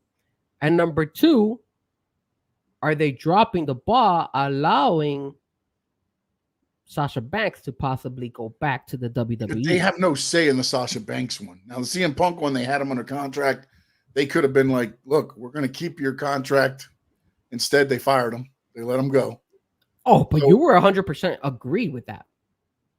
No, I would. I would have fired him too. You can't put your hands on people in a business setting. We've already had this debate. Yes, I understand that. But that what said is there. But I mean, like, you can't. But also, I feel, and after hearing everything and watching this whole Bryan Danielson thing, I think they're in cahoots. I think they are, man. I think Bryan Danielson let CM Punk out of his deal to go back to WWE. I think so too, man. How about them apples? I feel that there's a lot of heat backstage, and they've been reports saying that there's a lot. It's not, but it's not Bryan Danielson. No. Heat on just everybody. Nobody's happy. Exactly, Nobody's just happy. Everybody, and there are reports left and right saying that. And look, you guys could assume and say, hey, why is that's just smoke being blown? But dude, this has been going on for months, like maybe even years now already. The problem is they let the nuts run the asylum, bro. Of course, they made nobody can be. You can't be happy when everybody thinks they are. You know, it's an egotistical sport, and at some point, yeah, you can say you're all a team. You can say you're all going one way, but as soon as one little kink gets put in that chain, it's over, man. It's over because then it goes, tick, tick, tick, tick, tick, and by the end, it is a pile of rubbish. No, now I will say this. Do they control Sasha Banks or Monet to be able to come to AEW? And my first initial thoughts were, yes, there's a reason why you brought her to All In. She was sitting inside the stadium, because if you have her sitting in the stadium, it's probably because you are in talks with her, and there's a very good chance that you're going to bring her in to AEW. And a lot of people were talking about it. There was a lot of rumors out there saying that she was going to sign, and they were also saying that Trinity Fatu was going to come to AEW because it made sense for both of them to work together back in the AEW world. The women's side of wrestling, when it comes to the AEW side right now, personally, is doing better. I mean, Timeless Tony Storm is awesome. That is a very, very good story. The way they've been able to sell Sky Blue has been a very, very good job. The fact that Julia Hart is a champion and they keep doing these matches where Julia Hart gets to pick like her rules, because that's what the House of Black does. That's smart. That they're doing a great job with the women's division. There was a point in time when Willow, obviously before Sasha Banks, I'll keep saying Sasha Banks even though she's Monet, but before she got injured, Willow won the belt for the New Japan Wrestling, and everything was leading up for AEW to sign her. Vince McMahon is gone. Triple H signs CM Punk. Triple H signs Jay Cargo. Triple H is bringing back all Randy Orton. You got mega stars over there when it comes to the women. I haven't even seen. I mean, let's keep it real. There was a point in time where AEW was supposed to bring back Thunder Rosa. No Thunder Rosa yet. Britt Baker has been kind of a ghost. I haven't seen Britt Baker in a while. Which she came out and said she hasn't. Like, I can do this too. Yeah, and then the other one that's from, oh man, I forgot her name. The one that used to be the champion before Saraya, the one before the All In, she got injured. Statlander? No, not Statlander. Oh man, she's from England too. That she was trying to fight in All In, and then she lost the belt. Man, I forgot her name. I gotta look her up. If you guys remember the chat who I'm talking about, let me know. She got injured, and she used to be with Britt Baker. She was part of Britt Baker's crew. My god, Jamie Hayter. What happened to her? Like, there's like no, she was going to be out for a while. She Oh, I know she was. I mean, she's been out for a couple months, like for like 7 or 8 months now. Like, yeah, she's been out there. She tore something. Well, dude, like, I mean, I haven't. I thought she probably would have been back by now. I don't know. I know it was a bad injury, but And I know she wrestled with that injury. I know it was a quick count, but still, I mean, they have really good women's wrestlers out there. I mean, Athena's another one who's pretty good, who I remember. It was a shoulder injury. There, it was was it a shoulder? Yeah, it was a shoulder injury. Wow. That's what she went to get surgery on. Wow, I thought for some reason I thought it was one of her. She was dealing with. She was basically Kenny Omega. She was dealing with multiple legitimate injuries, including one to her shoulder. I mean, it's the whole thing with like what happened with Kenny Omega. Remember, he was gone for almost a year and a half. He was, but you had so much other stuff going on that it kind of covered it up. And then you have Taya Valkyrie. That was another one who, at one point in time, they were pushing her really, really strong. Gone. I don't know what's going on with her. Like, I haven't seen her wrestle either. So I don't even. This girl, Serena Deeb, she left. So it's like, what happened? Like, I don't understand. So then, all of a sudden, that whole Sasha Banks having all these really good women. I mean, Ty Mello might come back. She just gave birth. It's just gave baby. So maybe she'll be back. But Anna Jay, I mean, where's Anna Jay? I haven't seen her either. There's a lot. So if you are trying to compare one roster with the other, let's keep it real. The WWE side makes sense. I wouldn't be, if I'm Sasha, I would go back to WWE. But also, I mean, look, she was offered, Jade was offered more money to stay in AEW. She was. She said, I'm going to go to WWE. Sasha knows what WWE is. Her problem was she didn't like the direction that Vince McMahon was taking their characters. And like, okay, you gave us it almost, I believe to her, it felt like, remember, they created the women's tag team titles right before WrestleMania so that Charlotte and Becky were your champions. Sasha and Bayley were your tag team champions. So they made everybody happy. Everybody had a belt. Yeah. But it really doesn't make you happy because you're a tag team champion.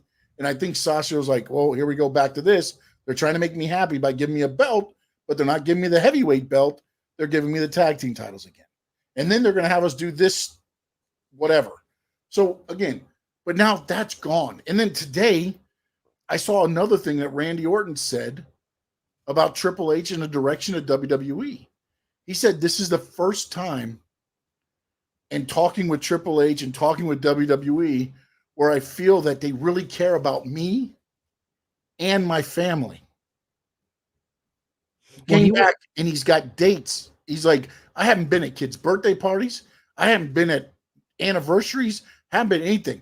And they're putting that as a priority now. Well, he also came out saying that he gives respect to Matt Riddle during the whole time because he was taking all the hits and he wasn't, I mean, I don't even know how he was wrestling at that time. Like he was hurting like crazy. And he says that he feels 100% better now and that he's grateful. And it just looks like a different locker room back there for those wrestlers in the WWE world. Yeah, but also there's structure there, man. Like, there is. Like they don't let the nuts run the asylum. Like you have a little bit. Don't get me wrong. I mean, it's not like with Vince there where it's everybody line up, you know, butt the nut and everybody walk to the cafeteria and then walk back. No, now they're getting almost everything they want in a way that they've wanted in the WWE. You're seeing people get on TV that haven't been on TV. And then at the same point, you're looking at AEW, and as you said, I feel like Tony has like this little dice, and it's like, okay, who are we going to push this month? Timeless Tony Storm, Sky Blue, Julia Hart, Willow Nightingale. Okay, that's this month. Okay, which guys are we going to push? Bam, you know, and it's like that's how they're.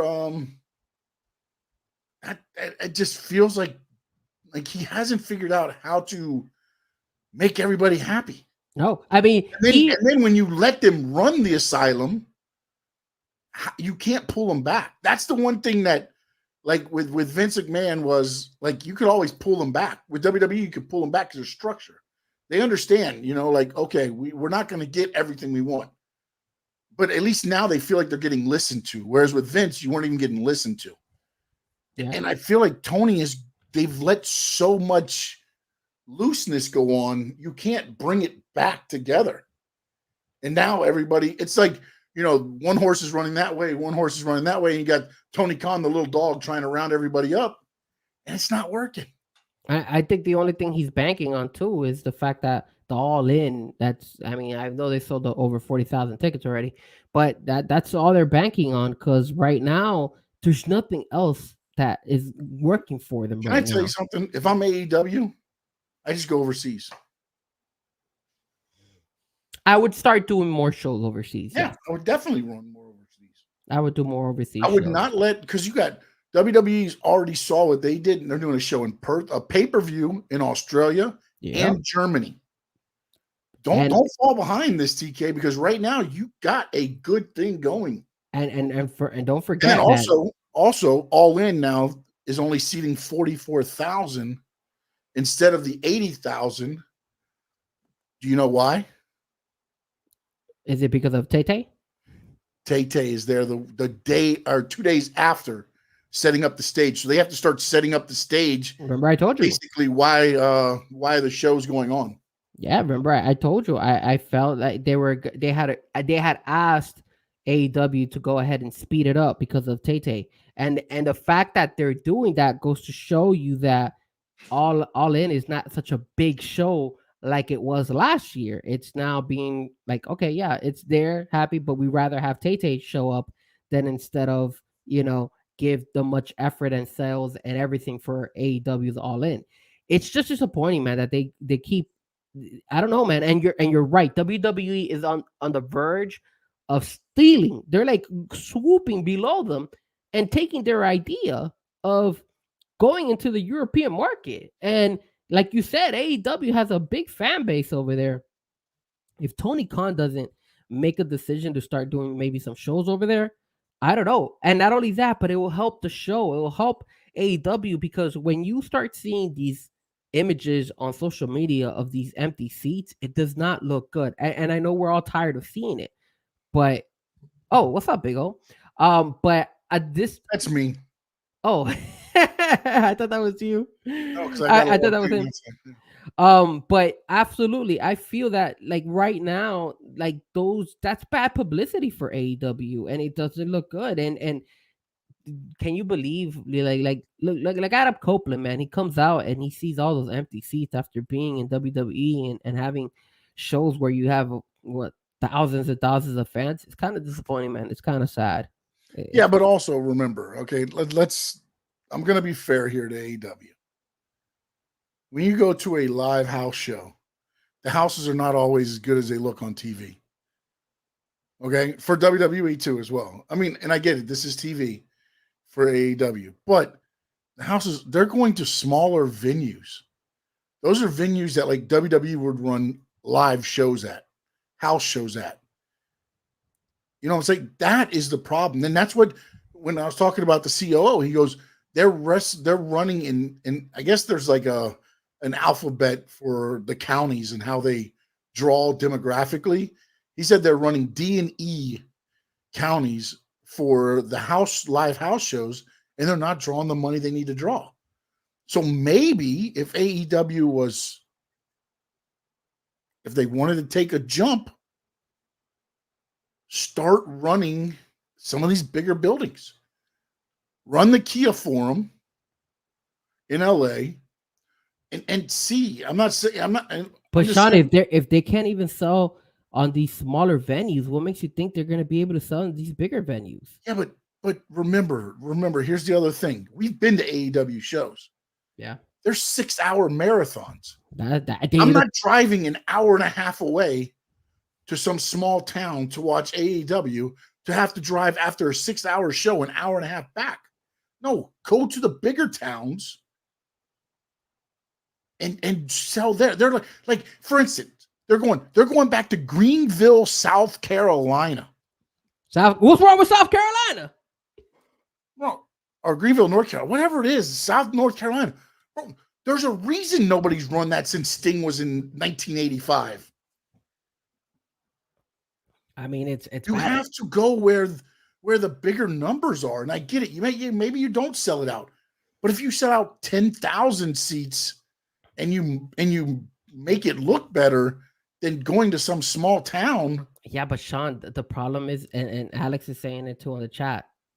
AEW doesn't have the fan base that's gonna go. They're struggling to sell in these small venues. It's But when gonna you go even to the look worse. pay-per-views, when you do the pay-per-views in the bigger cities, they have good houses. They have good shows. People's I, not going to go to Portland, Oregon to watch wrestling anymore. That's territory days. And Portland drew good, but their houses drawing good in territory days was 3,500. Guess what? AEW drew 4,300. You did a great job in a territory. There's a reason when WWE goes to most of the smaller towns, do you know where they go? They go to the colleges. They go to the universities. They go to the field houses. Why? Because they'll get packed.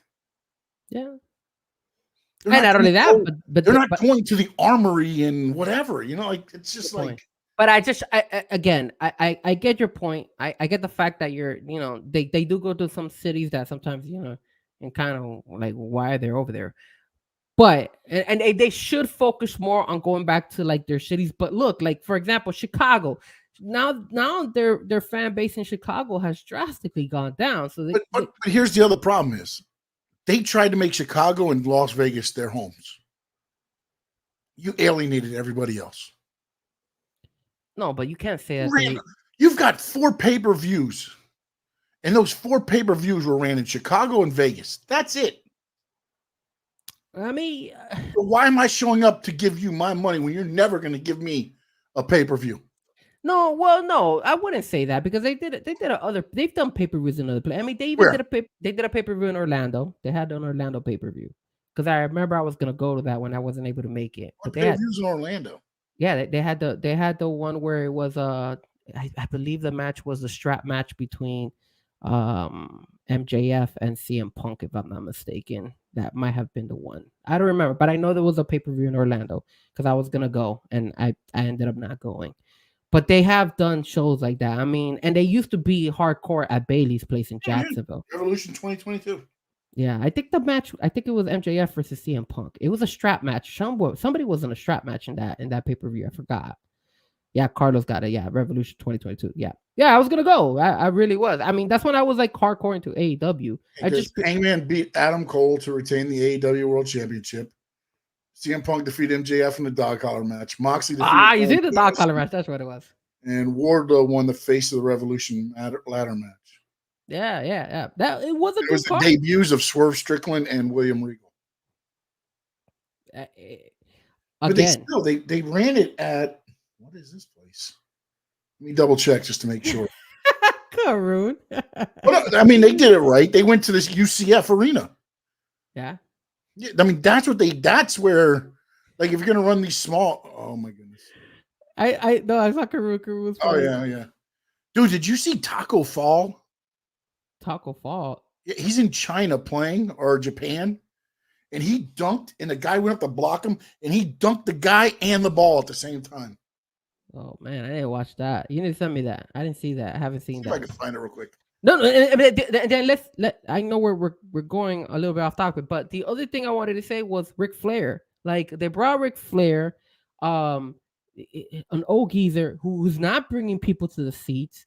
And I know Tony Khan came out saying something that they made like some type of deal or something with his energy drink. His energy drink is paying basically his salary or whatever. Yeah, so he's doing that, but I mean, it's like you're reaching, dude, bringing that guy back, and we kind of forgot about Sting now. Like you haven't seen Sting in a couple of shows, so it's like they just don't organize their shows really, really easy for the fans to follow. Like it's too much sometimes. I mean, I read something where Frankie Kazarian was happy that he left AEW, that he had to leave.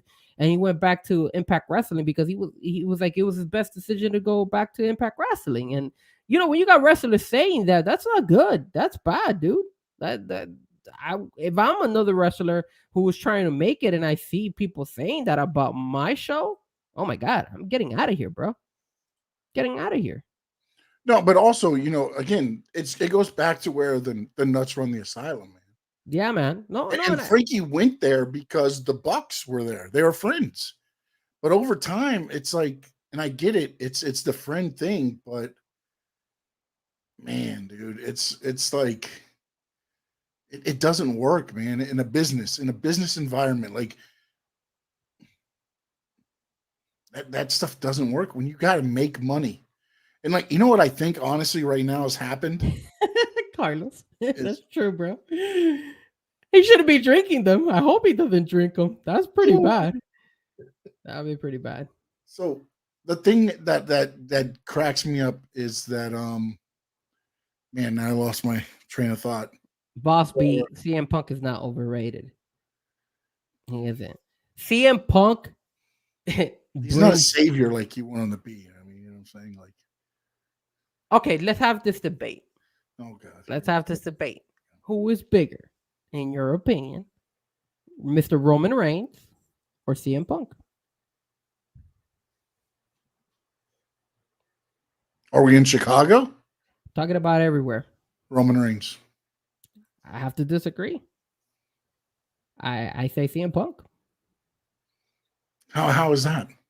Look at how many views we had in social media. Just him by himself. The guy wasn't in wrestling and we talked about him every single time. The guy goes to the UFC and sucks as a UFC fighter and people talk about it. The guy goes to AEW and he made AEW at least over 1 million views on a couple of shows. People like CM Punk. People know who CM Punk is. People love controversy, and that's He's a lightning bolt. He's a lightning bolt. But people so like is that. Roman Reigns. When Roman Reigns comes in, they don't think that they don't do numbers. They do numbers, but The only reason that video did so much is because hell froze over. That was something nobody thought would happen. Nobody thought CM Punk would walk out on a WWE TV. I would never say never. Remember, I was saying on the show that he was gonna come back to WWE because I knew in the long run Triple H was not gonna let that money go out the door without him. Yeah, but see, my thing is like I would have thought he came back for, like you said, like a Royal Rumble. He's an entrant, and he's in and whatever, you know, like, hey, okay, let's see how this goes. I would not think they would sign him to a multi-year deal and just go with it. Like, and again, I don't know what the situation was, what the conversation Triple H and CM Punk had, but obviously both of them buried a lot of animosity toward each other and a lot of thing, and everything came out of it, and they had there. But that's why that, I mean, dude, don't think that was all just because CM Punk. It was CM Punk showing up at a WWE show. Of course. And again, and I think that's the reason why CM Punk is bigger than Roman Reigns. You want to know why? Because CM Punk makes himself visible. Roman Reigns, you see him once in the blue moon. You don't see this guy every single time. And granted, it's a big impact when Roman Reigns comes. I mean, it was a great showing when LA Knight and him had that feud. But everybody, you get to see CM Punk every time. I mean, look at the guy, man. Merch sales are he's the number one in merch sales in WWE. There's a reason why. Because he's CM Punk. Everybody wants to see CM Punk. There's a reason why they signed him. He's bigger than Roman Reigns. At the beginning, but again, when he got first signed to AEW, that first month, what was it? It was 1.1s and 1.2s in the ratings, and then after everybody saw him for a while, what happened? And there was something that Chad, I think it was. And what happened? What happened though after he's there for a while? What happened with AEW? It's back downs. Yeah, but you can't knock what happened to him or what the numbers looked in AEW on CM Punk. The guy worked in AEW. The fact of the matter is, it's not their. It's when they were having the feud. They oversaturated him. He was on every show. You look, bro. I get it. You are. If you could right now, you'd probably have that CM Punk doll, and you're just kissing it and everything else. If the camera was off right now, if the camera's off, the lights are off, we'll know what's happening. But here's the one thing, and we know what's going on right now. If you leave the little essence of surprise every once in a while, CM Punk, then you add to it a little bit, man. He doesn't have to be seen every freaking show. I get you. I get you. He doesn't have to wrestle in every show. But yeah, I mean, again, oh my God, boss. I say, all right. So I keep seeing boss taking shots at Roman Reigns and CM Punk. All right, boss. If CM Punk and Roman Reigns are not up there, then who is the best wrestler right now, bigger than those two guys right now? Who is the biggest one you would say out there right now? There's nobody. Boss B. No, there's nobody out there. So are you carrying a little CM Punk? Is that what's going on here? No, I'm not carrying a CM Punk, but Or you got to see him dump?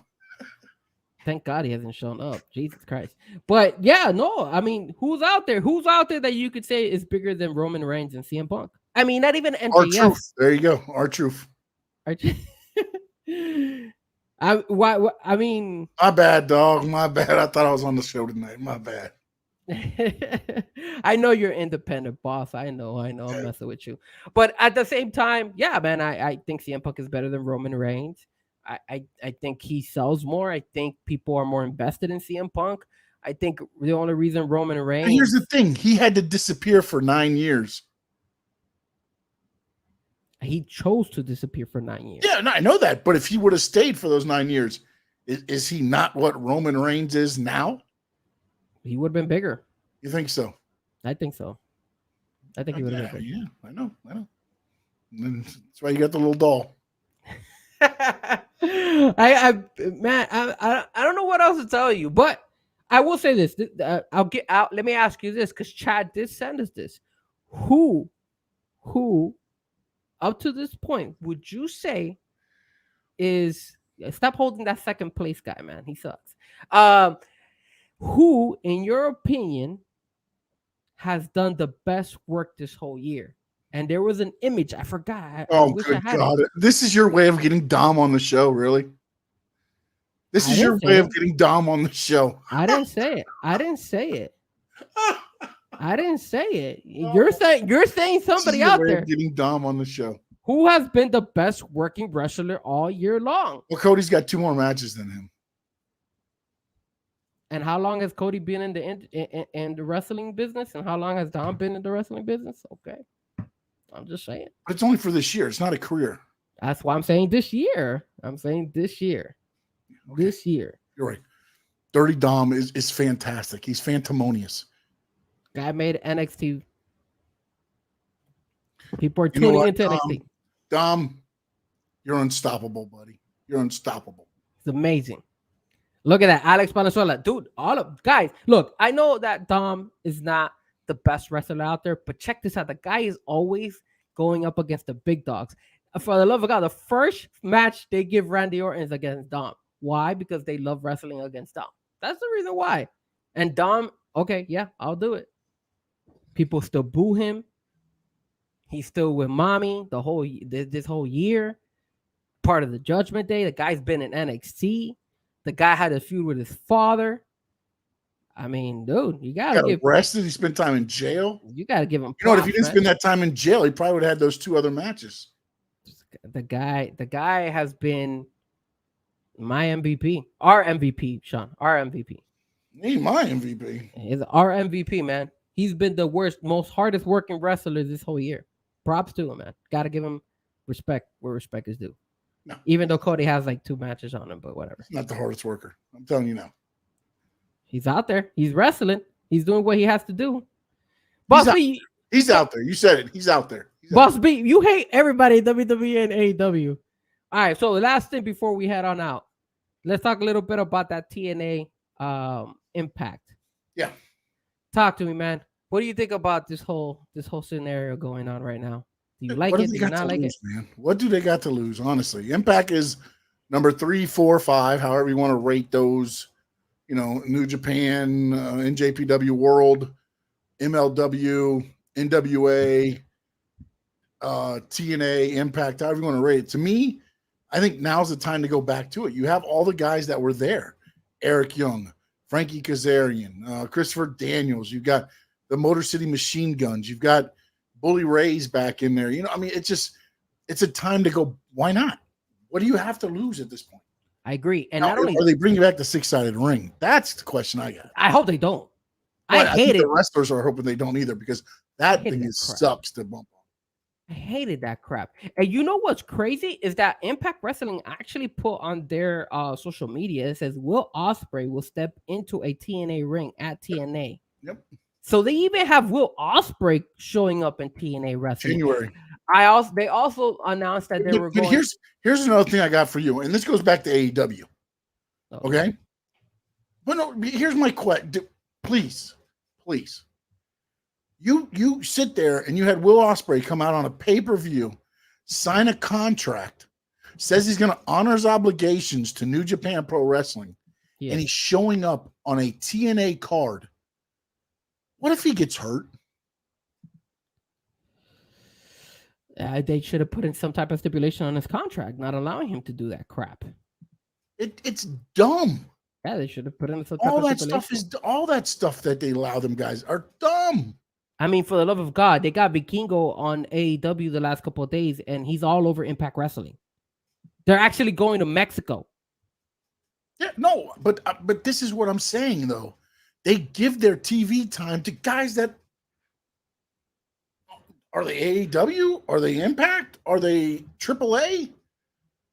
You ain't seeing no WWE superstar. Do you know what they had to do to get Shinsuke Nakamura over to Japan to wrestle Muda on his last match? Muda had to accept getting into the WWE Hall of Fame. That was the only way they would send Shinsuke Nakamura over there, was if they got something back in return. And that was a one-off. Yeah. They're not going to allow their guys to sit there and go make money for everybody else. Are you freaking crazy? Man, you make money for me. And it's catching up on them too, man. It really is catching up on them, because you want to know something? If you tune into Impact Wrestling, if you tune into these indie shows, if you tune into some of these other places, New Japan Wrestling, you're continuously seeing these wrestlers show. What's the point of like watching them on Collision, or what's the point of watching them on Dynamite if you've already seen him? I've already seen Vikingo 20,000 times in Impact Wrestling. I'm going to see him at Rampage? No, I've already seen him. You know, that's why I thought the signing was just stupid to me. It's a guy I've watched wrestle 4 pay-per-views for you this year, and he's your big signing? Yeah, that was bad. But I think, again, those were little things that they were reaching, man. They've been doing that recently. The signing, the bringing of Ric Flair, this whole tournament. Yeah, but going back to TNA where we were at, is I think this is something that could elevate them a little bit more. And again, they're right now they're battling that 3-4 spot, I believe. This will probably put them at a good number 3. And if Impact does really well, I wouldn't be surprised if they could even overtake number 2. No, not yet. They'll take a time. They would have to travel more. They would have to travel more, because right now, remember what they're doing. They're doing smart for what they do. They're going to a town. They're wrestling Friday and Saturday, and they're taping their TV for that month at those tapings. So that's their TV shows for that month. And then they're off a week, and then they wrestle again the following week, which is the TV for the next month. Which, again, they're going to one city, wrestling 2 nights. So you're not allowed to travel. You're into one city. You might have to stay 2 nights. Hotels, probably not that much. They probably get a deal, and they get the rooms, and then they go there. And then also they used to do at Universal. I don't know if they still do those anymore as much, but again, they do it smart. The production costs are not that high. I will say this too. At the same time, TNA, if they're able to, I don't know, do they have a contract, like a TV contract or anything like that? Because they're are they on the Zone? No, they're on a I can't think of the channel right now. It's like a Vice channel, but not everybody gets it.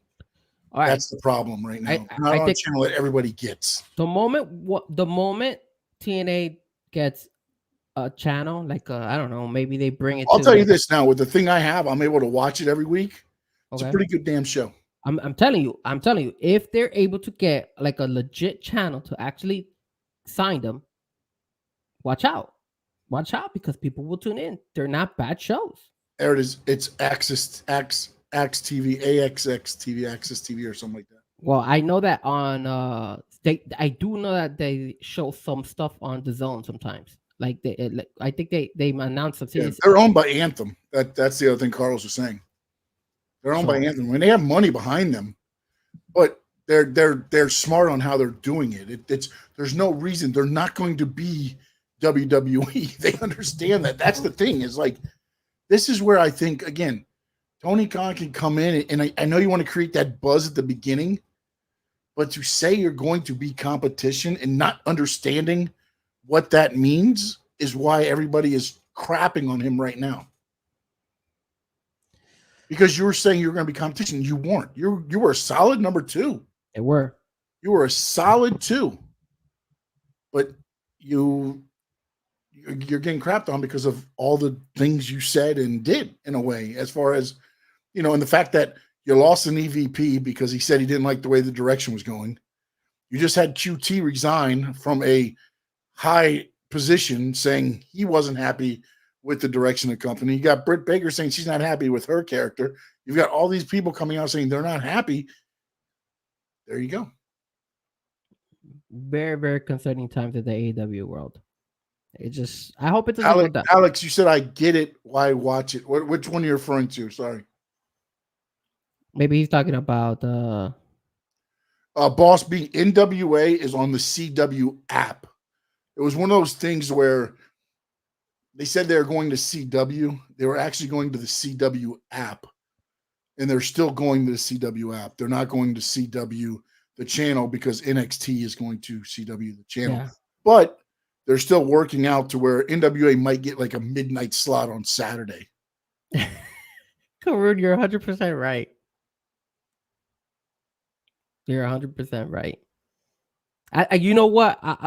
I'll say this: they're not even the Jacksonville Jaguars. They're like the Cleveland Browns or something right now. No, not even Cleveland Browns right now.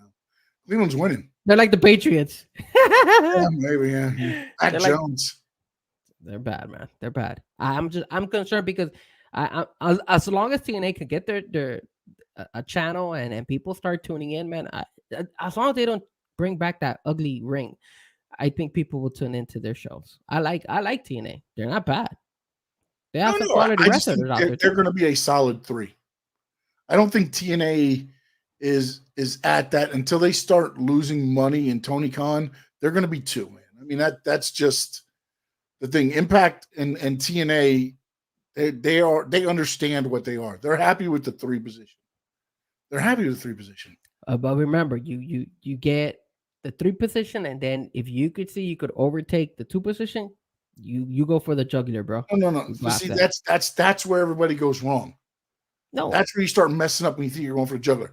What you do is when you're the number 3, you just keep doing what you're doing consistently, getting better, and then ultimately you're going to go to 2 because 2 is going to be trying to get to 1, which is the problem now. No. And they're going to fall to you. That was Tony Khan's problem, that he's trying to beat WWE, and he should have never gone that route. You can beat WWE. It's just going to take a very, very long time. WCW at one point in time was beating them. WWE is not the king of all worlds. Let's just keep it real. But they have so much history. It's too hard to compete with them, which I agree with you. Don't go after 1, but there's no harm going after number 2. There's no harm. Just be the best you can be, because 2 is going to come back to you, because 2 can't figure out what the hell they want to do. Tony Khan can't figure out he's too busy hugging Fulham and getting Swerve out on the sidelines for the Jacksonville Jaguar games. I saw that. And what's wrong with the 6-sided ring, man? That thing looks horrible, man. That looks like an octagon. No, it's not. A 6-sided ring is not an octagon. No. I'm talking about like an octagon, like the UFC fights. Yeah, like, they look like that, bro. It's like it's horrendous. Yeah, I took one bump in that ring. I was like, oh. Really? Yeah. Oh. Did a tryout there one time. Wasn't happy. Got lied to. But it's wrestling business. Sean, do you think CCW will get bigger? I do. This is the thing, though. The one thing that I wonder, they're bringing back championship wrestling from Florida. Can they do both? Is there going to be two separate rosters? Because again, Championship Wrestling from Florida is nostalgia. CCW is future. That's the way I look at it. And Frankie is a dork. Do I see CCW will get bigger? It depends on what they want from CCW. If they want to get bigger, they have all possibilities. Bringing in talent like QT Marshall, they have really, really good relationship with their wrestlers when they leave. You know, I like I told you, they had Jay Vidal come out and he's in TNA and he came back. You know, they're so it looks like, and their wrestler seems happy. They have really good trainers who are teaching these guys, you know, the business. They have all possibilities to grow. It just depends on what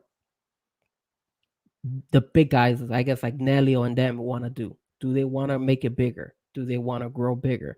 That's like, because I know for it takes you now.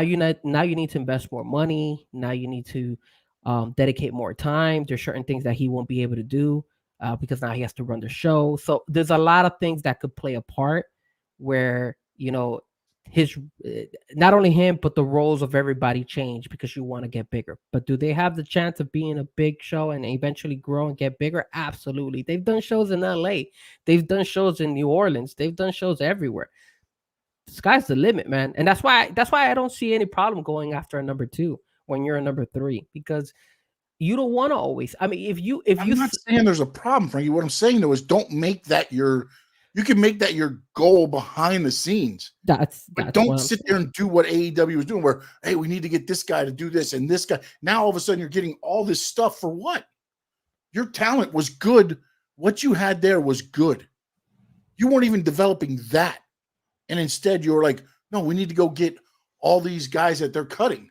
Well, what do you think that did to your talent that you were supposed to be developing?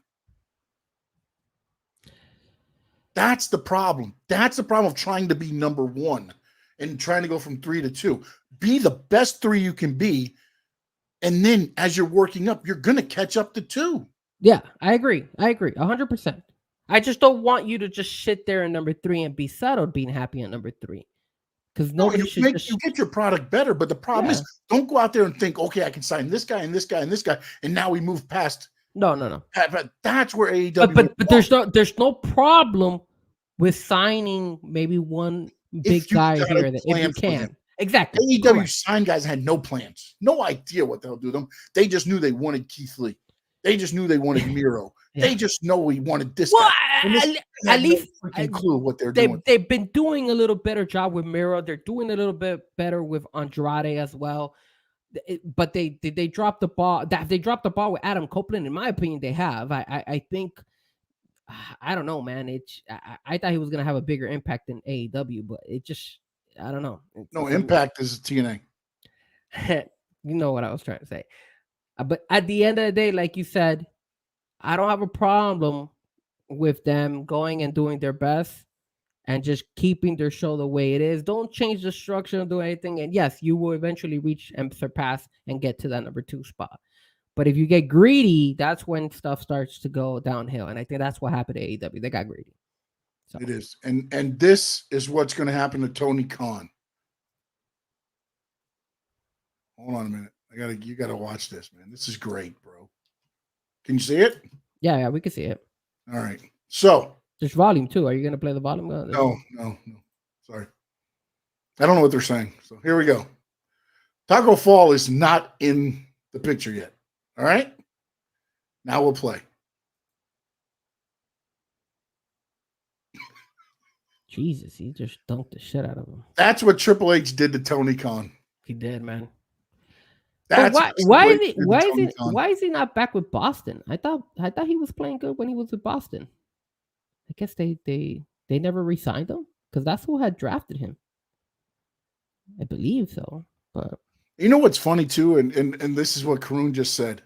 Wrestling is a lot like the business side of football. You can develop the players, you draft on a cheap, or you can get the flashiest free agents at the cost of hogging the salary cap. What's interesting with AEW is they got some guys coming up on contract. And again, I think you're under the same impression. MJF, I believe, is signed. I'm hoping AEW didn't do a handshake and actually put pen to paper and has MJF signed. MJF, sorry, I think I said MJF. MJF signed.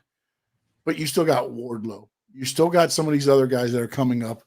And again, do they do the Jade Cargill? Do they say, okay, I got this far with AEW, and it looks like that's as far as I'm going to get. I'm going over there so I can get even bigger. I think the problem that AEW needs to resolve in order for their talent not to leave, like a Jay Cargo, if they need structure. And if they find somebody, I think Tony Khan needs to get off his horseshoe and assign somebody to be like a Nick Aldis, or like even if it's like a make believe, but whatever, just a general manager that would handle it and take a little bit of that responsibility off his shoulders. Because when that actually happens, I think the wrestling locker room will feel a lot better and it'll be a lot smoother. Until then, with Tony Khan having his hands all over this, it's not good. It's terrible. And it's going to end up eventually costing him really good talent that should have stayed in AEW, but we eventually leave to WWE. I mean, look, for the love of God, who would have thought Lexus King is actually entertaining in NXT? Yeah, when you give them some structure and, hey, you're not a football player going out there to be your dad anymore. No, we want you to be this character where you're defiant of what you don't want to be what your dad was. You want to be, the guy who raised you, and it's a structure. I mean, and again, do they all work out? No, but at least there's a point to what they try to get with their characters, and that's the problem too with AEW is, other than MJF and your Adam Coles and some of your other guys, there's not a lot of development on characters, man. Not right now, no, man. And we've spoken about the Young Bucks. I mean, the Young Bucks all of a sudden quit now, and apparently they're going to come back heel or whatever.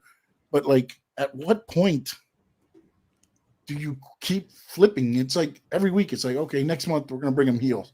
Next month they're baby faces. Okay, let's bring Omega back in their heels again. It's like, enough of that, man. But all right, we thank everybody. We've been going for 2 hours. So, Boss B, of course, we'll be talking with you at more events, no doubt.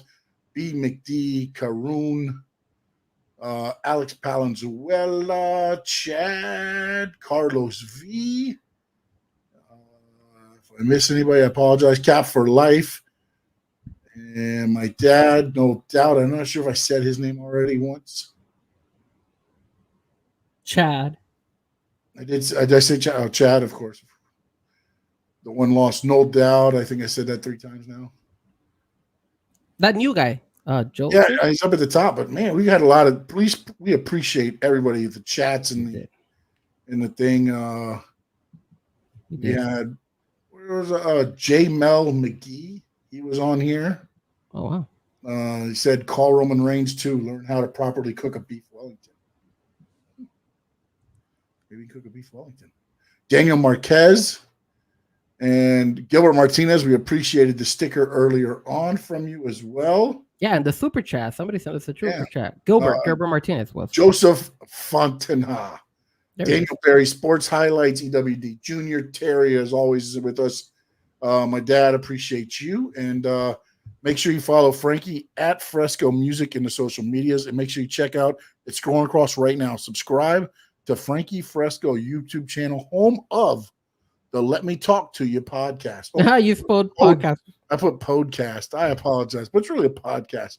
Okay. It's him and his brother, and man, they talk to sports. They got guests on there all the time as well. But Frankie, tell them a little bit about that podcast. I appreciate it, Sean. So yeah, me and my brother, we do a podcast every Wednesday at 8:00 on my channel. We talk NXT, the very first 15 minutes. Then we talk a little bit about AEW. We'll do like a topic or two about AEW, and then we get into South Florida sports talk. So we talk about the Miami Dolphins. We'll talk about the Miami Heat. We'll talk about the Florida Panthers. Anything we could talk about, Inter Miami.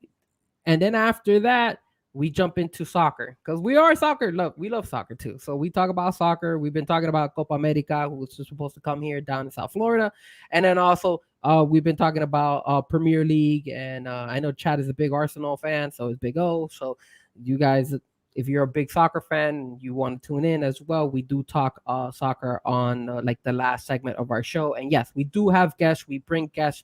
We try to get guests every show that we can. Tomorrow, I'll have another guest. If you guys are interested in being a guest, you're more than welcome to as well. I am very open to having anybody in the show. That's the whole thing. Let me talk to you is for everybody to talk, not only me and my brother. The channel is Frankie Frezko.